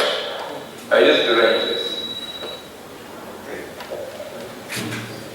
Yes, Davis Janhanga, I'm a project manager for the EU Trust Fund. We deal with refugees. I'm looking at a scenario. I looked at the condition as you talked about. So looking at how I can reduce the volume of the sludge generated within my settlement. Then the last one is, what business do you expect for me who is in the private sector? Is there any business I can get out of your thesis so that right away, as an alternative to vacuum emptying, I can benefit from what you have done? Thank you. I thank you so much for coming. From this, actually, it's not the one part. It's just a kind of a system. For you to generate business from here, you have not to look at the entire system, because this was just part of the system. But there is an element of emptying like from the facilities. So you need to be looking at technologies that could be on the emptying side. Also, we have the say if there is any probable transportation, we will also look at the possible technologies for transportation. Then it comes to the dewatering and what is being done under dewatering. Then they can come up with a business model. I agree they can be a very big business in here, because you find that these people are spending a lot on emptying fecal side from slums. Can you imagine? I was able to show that emptying a cubic meter from these areas goes to 3 times as empty as much more costly as emptying using the vacuum truck, for those who have access to vacuum truck. These ones where we have this kind of services emptying using manual emptiers, like in different parts, like in Zambia, like where it goes up to about 3 times this kind of cost. So you'll find that there will be business in there, even right if you look at the system as a whole, not just one part, for example, dewatering, but looking at that mini system that could be applied in that kind of setting, we could work out economies of scale. Thank you so much, boss, for the wonderful presentation and the wonderful graphs. I will follow on Davis Gerovan's question. Of late, you're generating so much, we need to generate lessons as well to Makerere University in regards to solid waste management. For example, if you walked between Box and Lumumba, or if you went ahead and walked between Nkrumah and that whole next by Nsibirwa, North Africa, there is something to do with institutional slums coming up, I would say. Because if you look at our waste between Box and Lumumba, it is extensive. There's so much pollution coming out of it. More than slum-based areas. I would say these are institutional slums coming up within the top university or the third-place university in Africa. What could be your lesson to KCCA? I'm very glad we have people from KCCA here. Any advice to them regarding dewatering in our waste management? Could our paper dust here, or the paper waste act as sawdust in the next project? Because we have a lot of paper, where is it thrown? Okay? But the paper is useful, it can act as our sawdust in our next project. What could be your lesson to them? What could be also our kind of soil water contamination to groundwater as an exposure to some of us who are in water who have no idea about what's happening in the contamination side of water side. Thank you so much. We are trying to do most of this is we are trying to see that we have less people start going into the environment because people have no options. So they are doing much of this because it's the nearest option that they are. But once we go into much of this into the slums, definitely when they have options, the contamination will definitely reduce. It is happening now because we have no alternatives. When it comes to waste acting as conditioners, thank you for that. Actually, the sawdust and charcoal dust, they are wastes. Those are part of waste also, waste streams. And finally, if you look at waste characterization in Kampala, you find a good fraction of it like being what I've just been talking about. So that's one of the fraction of waste that was identified also because it was common in the slums which were being worked on. But now when you talk about also this paper coming into play, now that you may find it's, you may have some challenges when you talk about mainly paper, the preparation stage, preparation process for it to act as a conditioner so that it can create channel within the sludge and also like absorption effects. You may need also to have some treatment effects. I worked only with the streams of sawdust and charcoal dust, and there's a lot of literature that has also worked with sewage sludge, with others like the Racer 6 ash,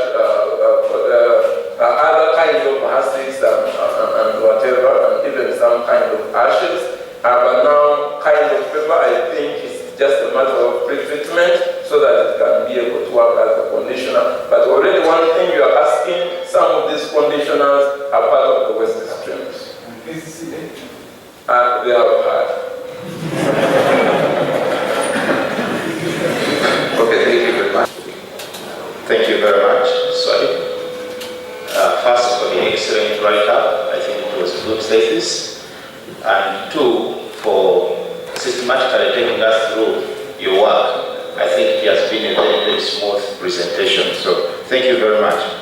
One other aspect I note with your work is the format of presenting your thesis. I think this format of presenting it by publications is a good approach that the university should encourage, and probably taking on other students like master students, it would be a great benefit.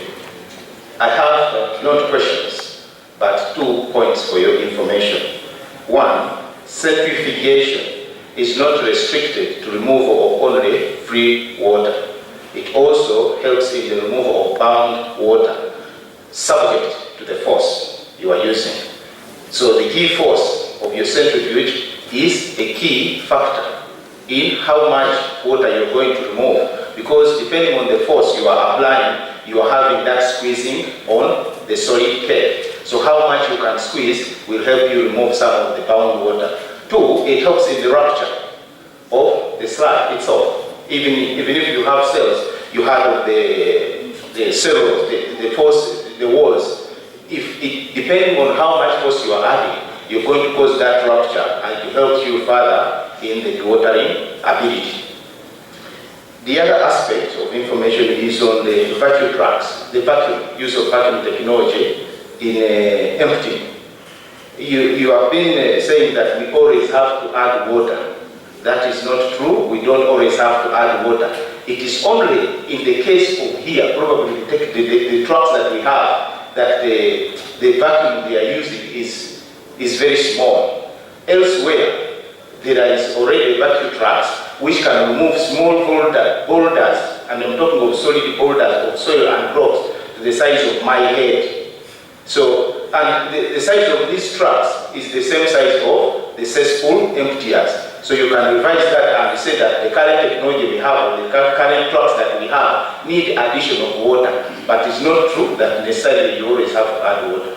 You just need to have it scarified. If it is a solid, you have it scarified to small sizes, and then it can be removed. Thank you very much. Thank you so much. Any reaction? I thought it was just comments and some piece of information. Yeah. Okay, thank you very, very much. Thank you, Swaib. Thank you, Professor SEMIYAGA. The opponents, of course, the advisors have been very keen. Listening, the public, you have done a very great job by both coming and both making comments. Now it is time for us, of course, the convener, the panelists.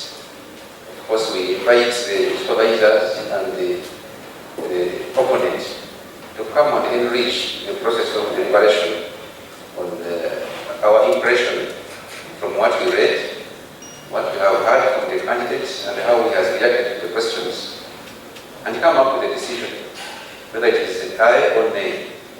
So, we convene somewhere. There is some room that has been prepared. So, panelists, just go there, join us, and opponents, the rest, kindly remain patient. I'm sure it will not take more than 5 to 10 minutes. Just give him company as we wait for the decision. Thank you. Thank you.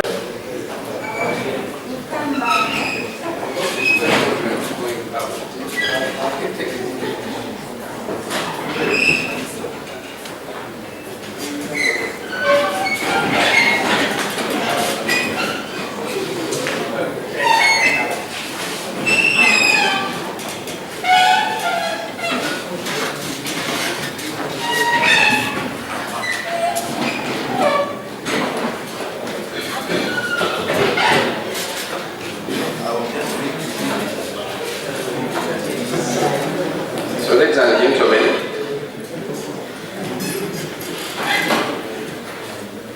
the panelists, with guidance from the opponent and the supervisors, have done a very good job in assessing the the candidate.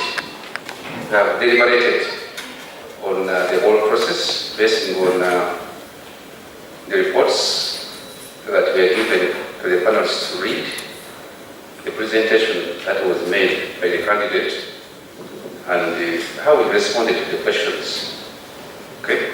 And the report has been prepared out of the process.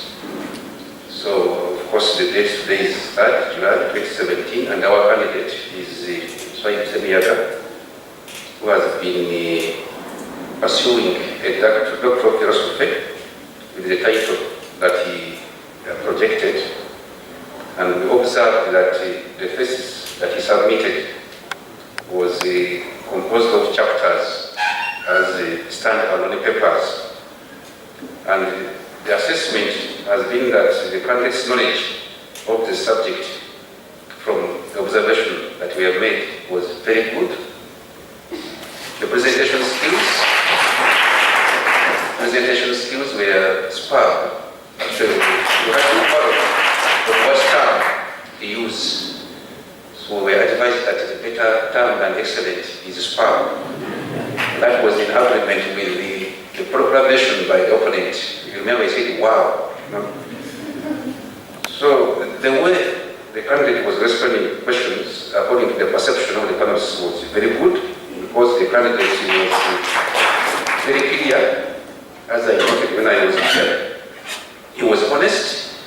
You remember there were some areas where he would point out, and he was clearly indicating that, oh, that's what I have not done, or that's what I will do as a researcher who is going forward. So that was exhibited, and there was a very high level of confidence. So the panelists were happy with that. So finally, the verdict was that Swaib SEMIYAGA passes the PhD.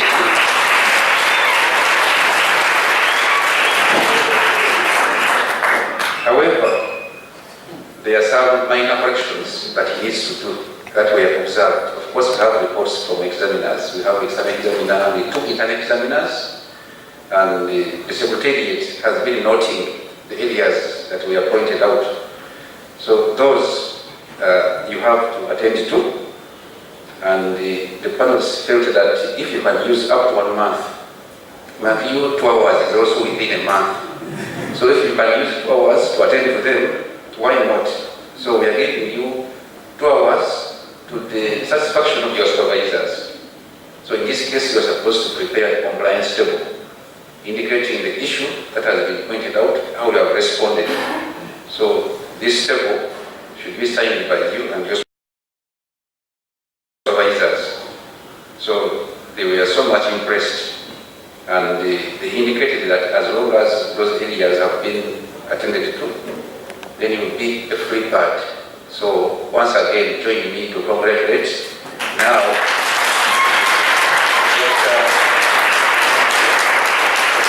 Dr. SEMIYAGA Swaib for this work. Thank you very much. I will have a handshake on behalf of the public. Thank you. Let me represent you as well. Yeah, of course, as I said, we were so much mesmerized by the record time that Swaib has taken to accomplish this.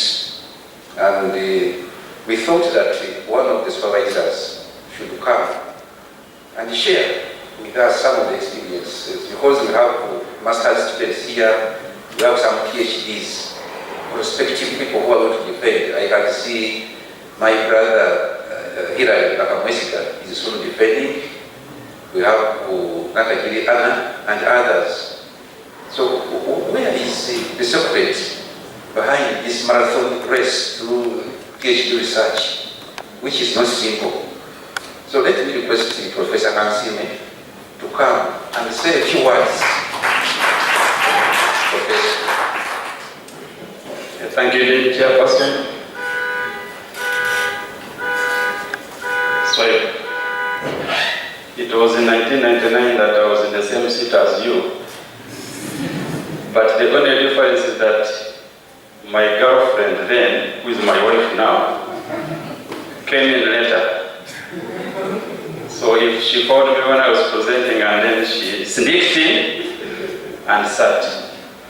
But one interesting thing is that after I had defended, she said she had never seen me being confident as I was then. And then the answer I gave her is that, how do you think I got you? So those are the opening remarks. Yes, Dr. Timoga, discussant, members of the Royal Panel,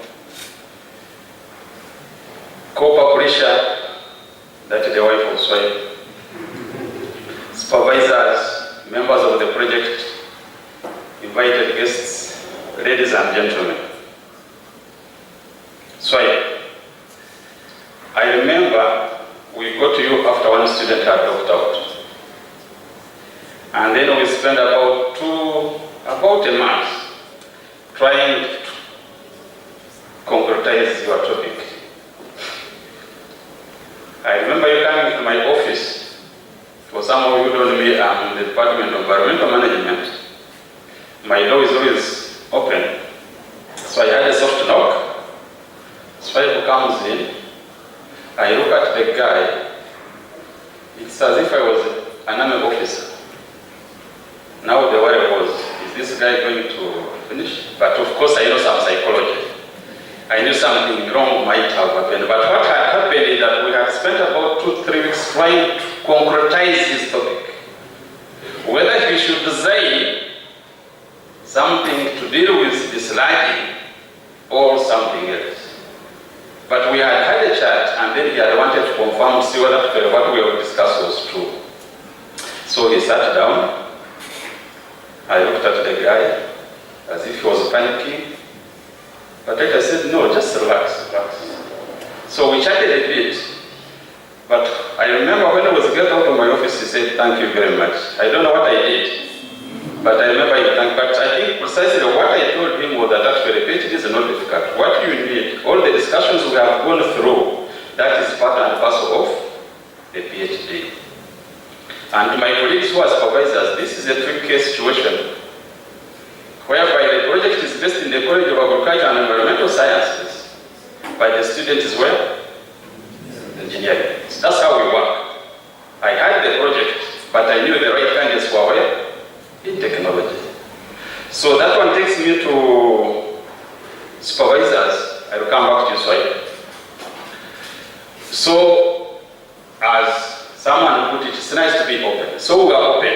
So what we are doing is to have bi-weekly meetings whereby the student will come and present us the progress and then we move forward. And at this point I want to thank the supervisors for having spared that time to make sure that we give feedback to students.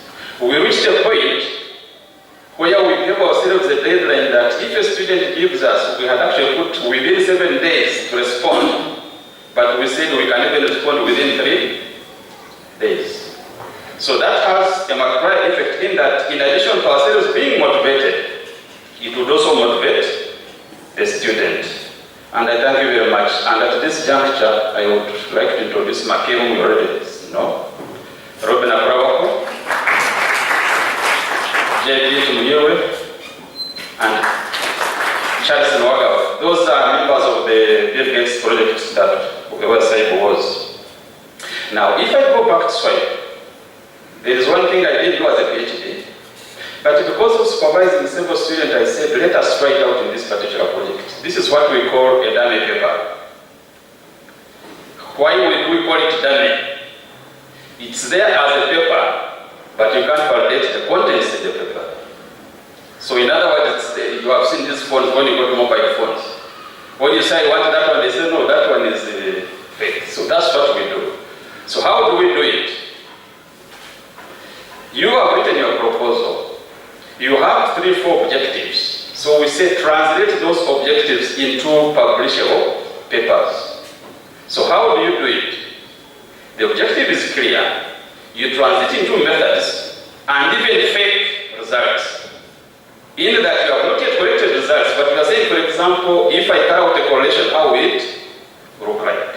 So the advantage of that is that whether you are a stubborn student or not, it forces you to think.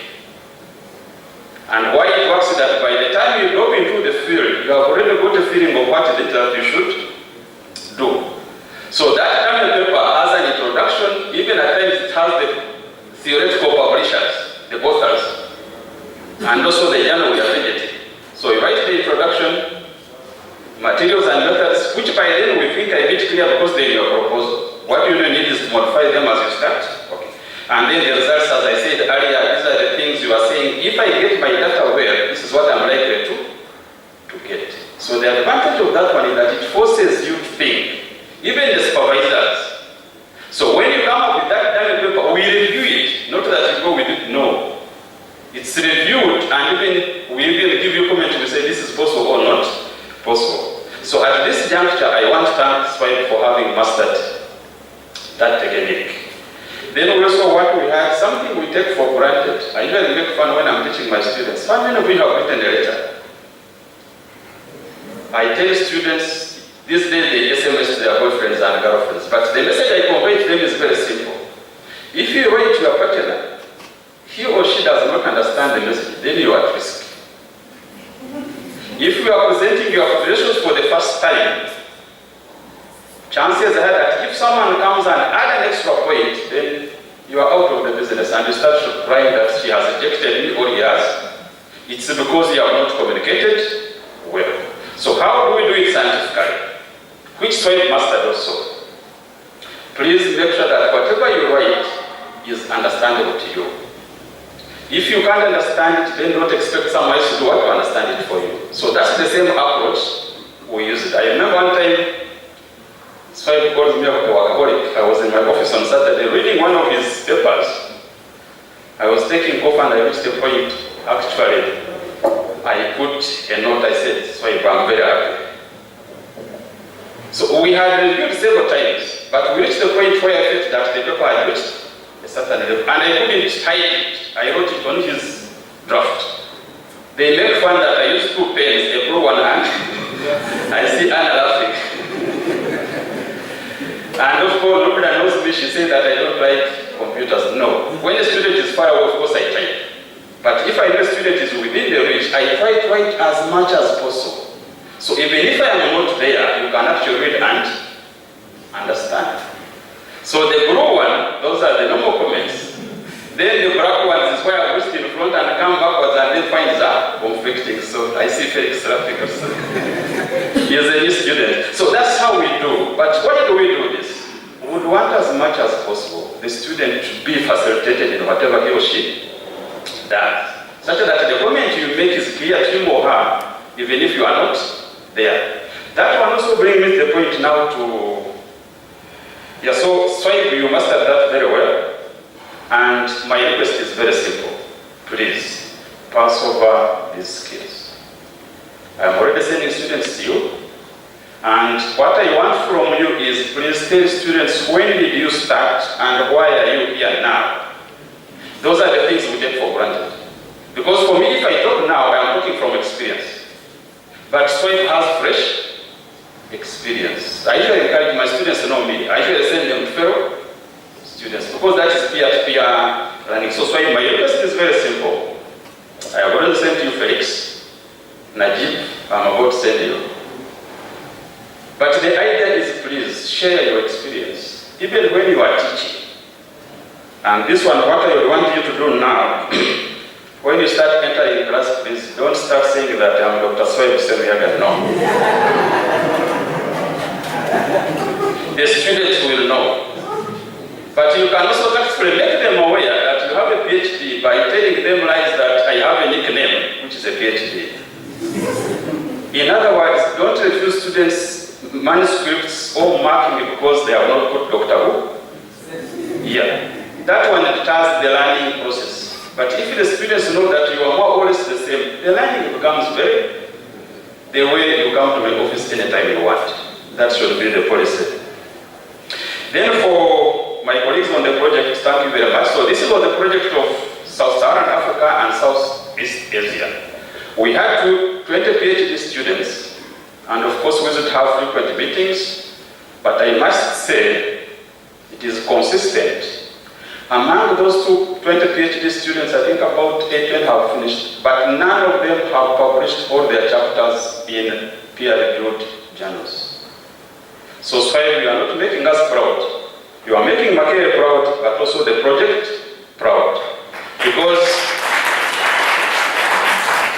the Bill Gates project, they are going to fund making these articles online, which means your visibility as well is going to increase, but also Makerere is going to what? To increase. So when you apply to become a principal, we support you.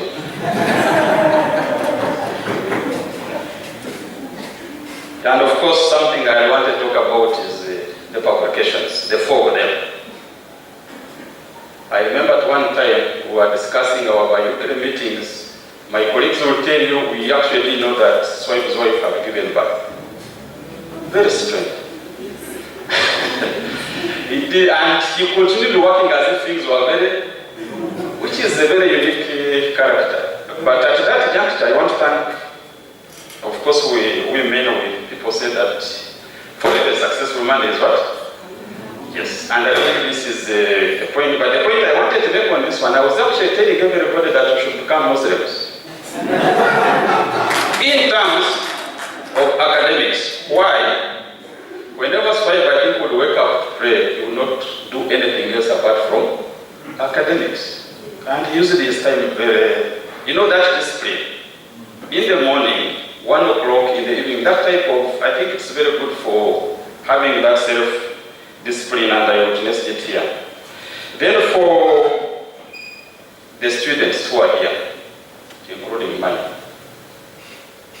getting a certificate is not difficult. But please, don't try to take shortcuts. If you have to review literature, you have to review literature. There is no shortcut. And I tell students, including undergraduates, they know me. Once I have given you a guidance, I don't need to be in your presentation, no. Because even if I was here, what would I do? I can't answer your behalf. So students, please make sure you own your work, because ultimately in the end it is you to do what? To defend the work. And that's something we tend to take lightly. And once you do that, life becomes very easy. I don't think all the members of the Bible are biased against Swaib, no. It's the reality. So Swaib, please again pass over those skills. Then for Dr. Kimaga, I thank you very much. As I said earlier, at one time they asked me to review his PhD and I didn't refuse. And I would want to thank you for not having refused to help us through Swaib. By the way, members, this is not only for Swaib finishing on time, even the examination process has been very fast, which is very, very, very good. And as someone pointed out, I think these are the things Makerere need to learn. Things are possible, and they can be done. So thank you very much. Tunashukuru, karibu tena, na tunaomba nyongeza. So when we call on you, I was telling him that we appreciate and always asking for more, please.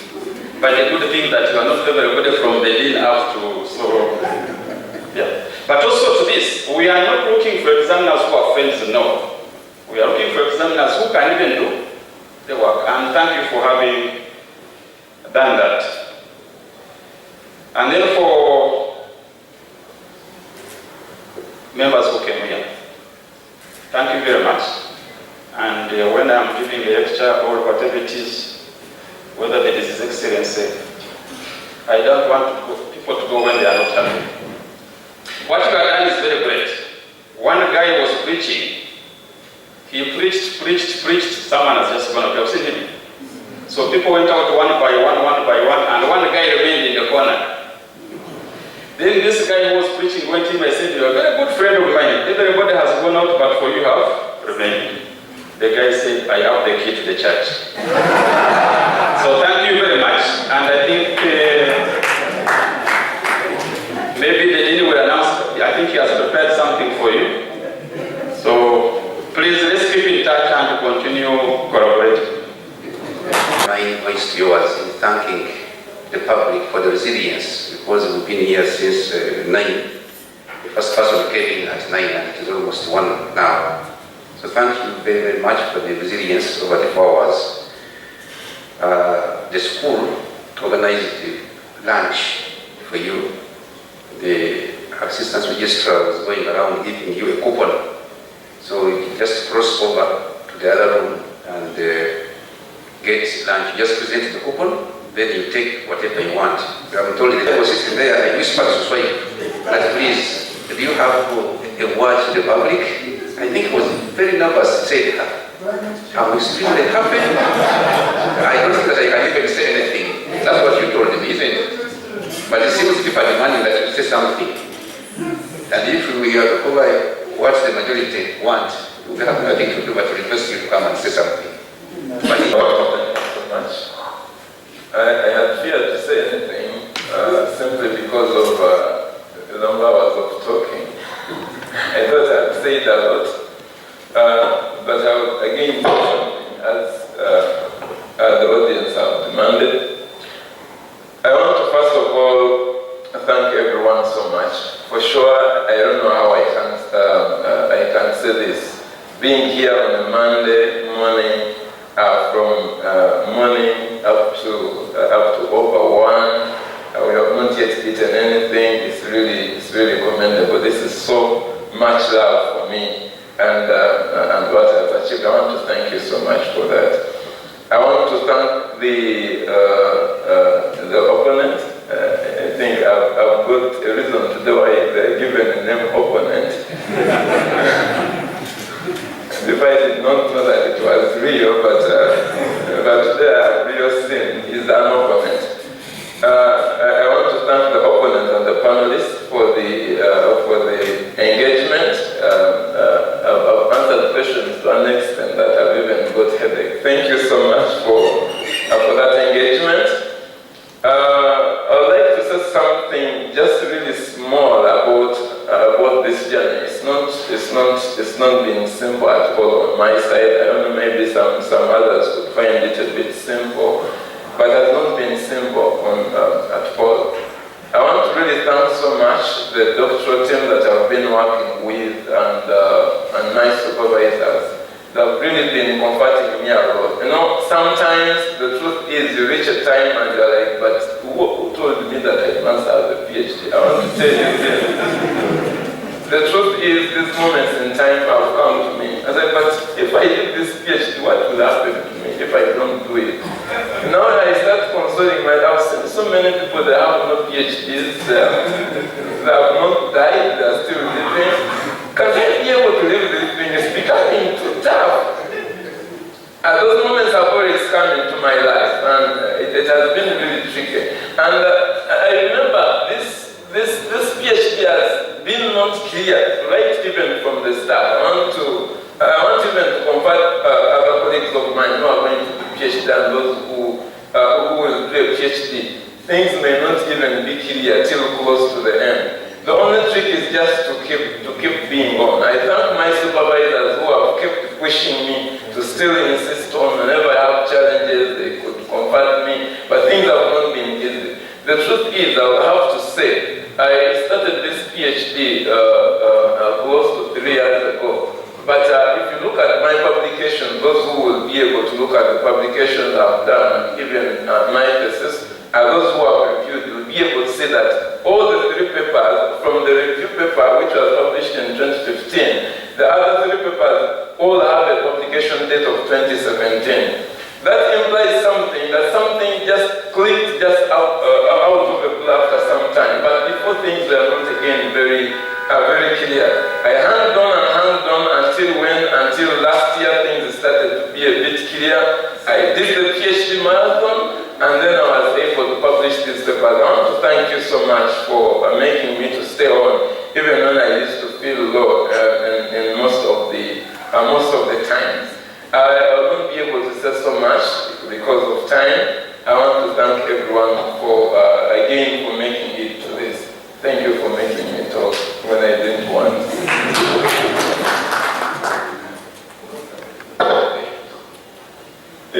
Oh yes.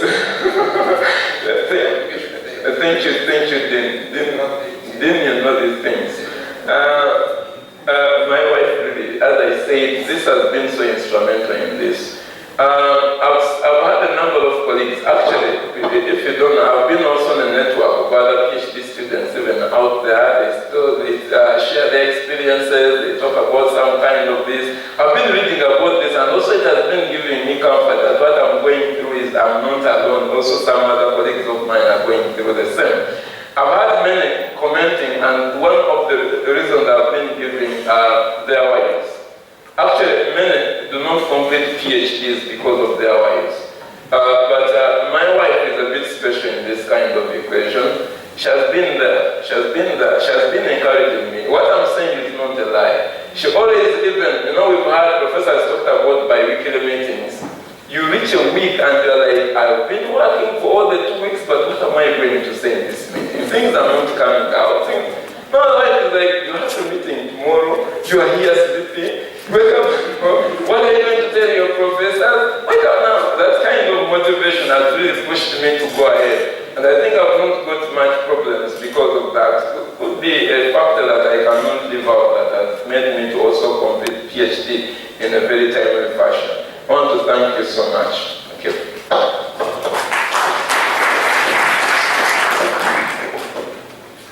Very much. So lastly, we are requesting for some group photos. So we are going to have a general photo for everybody in the public. Then we shall have another for the panelists and the examiners. And then the examiners and the candidates. So the expert who take the photos is here.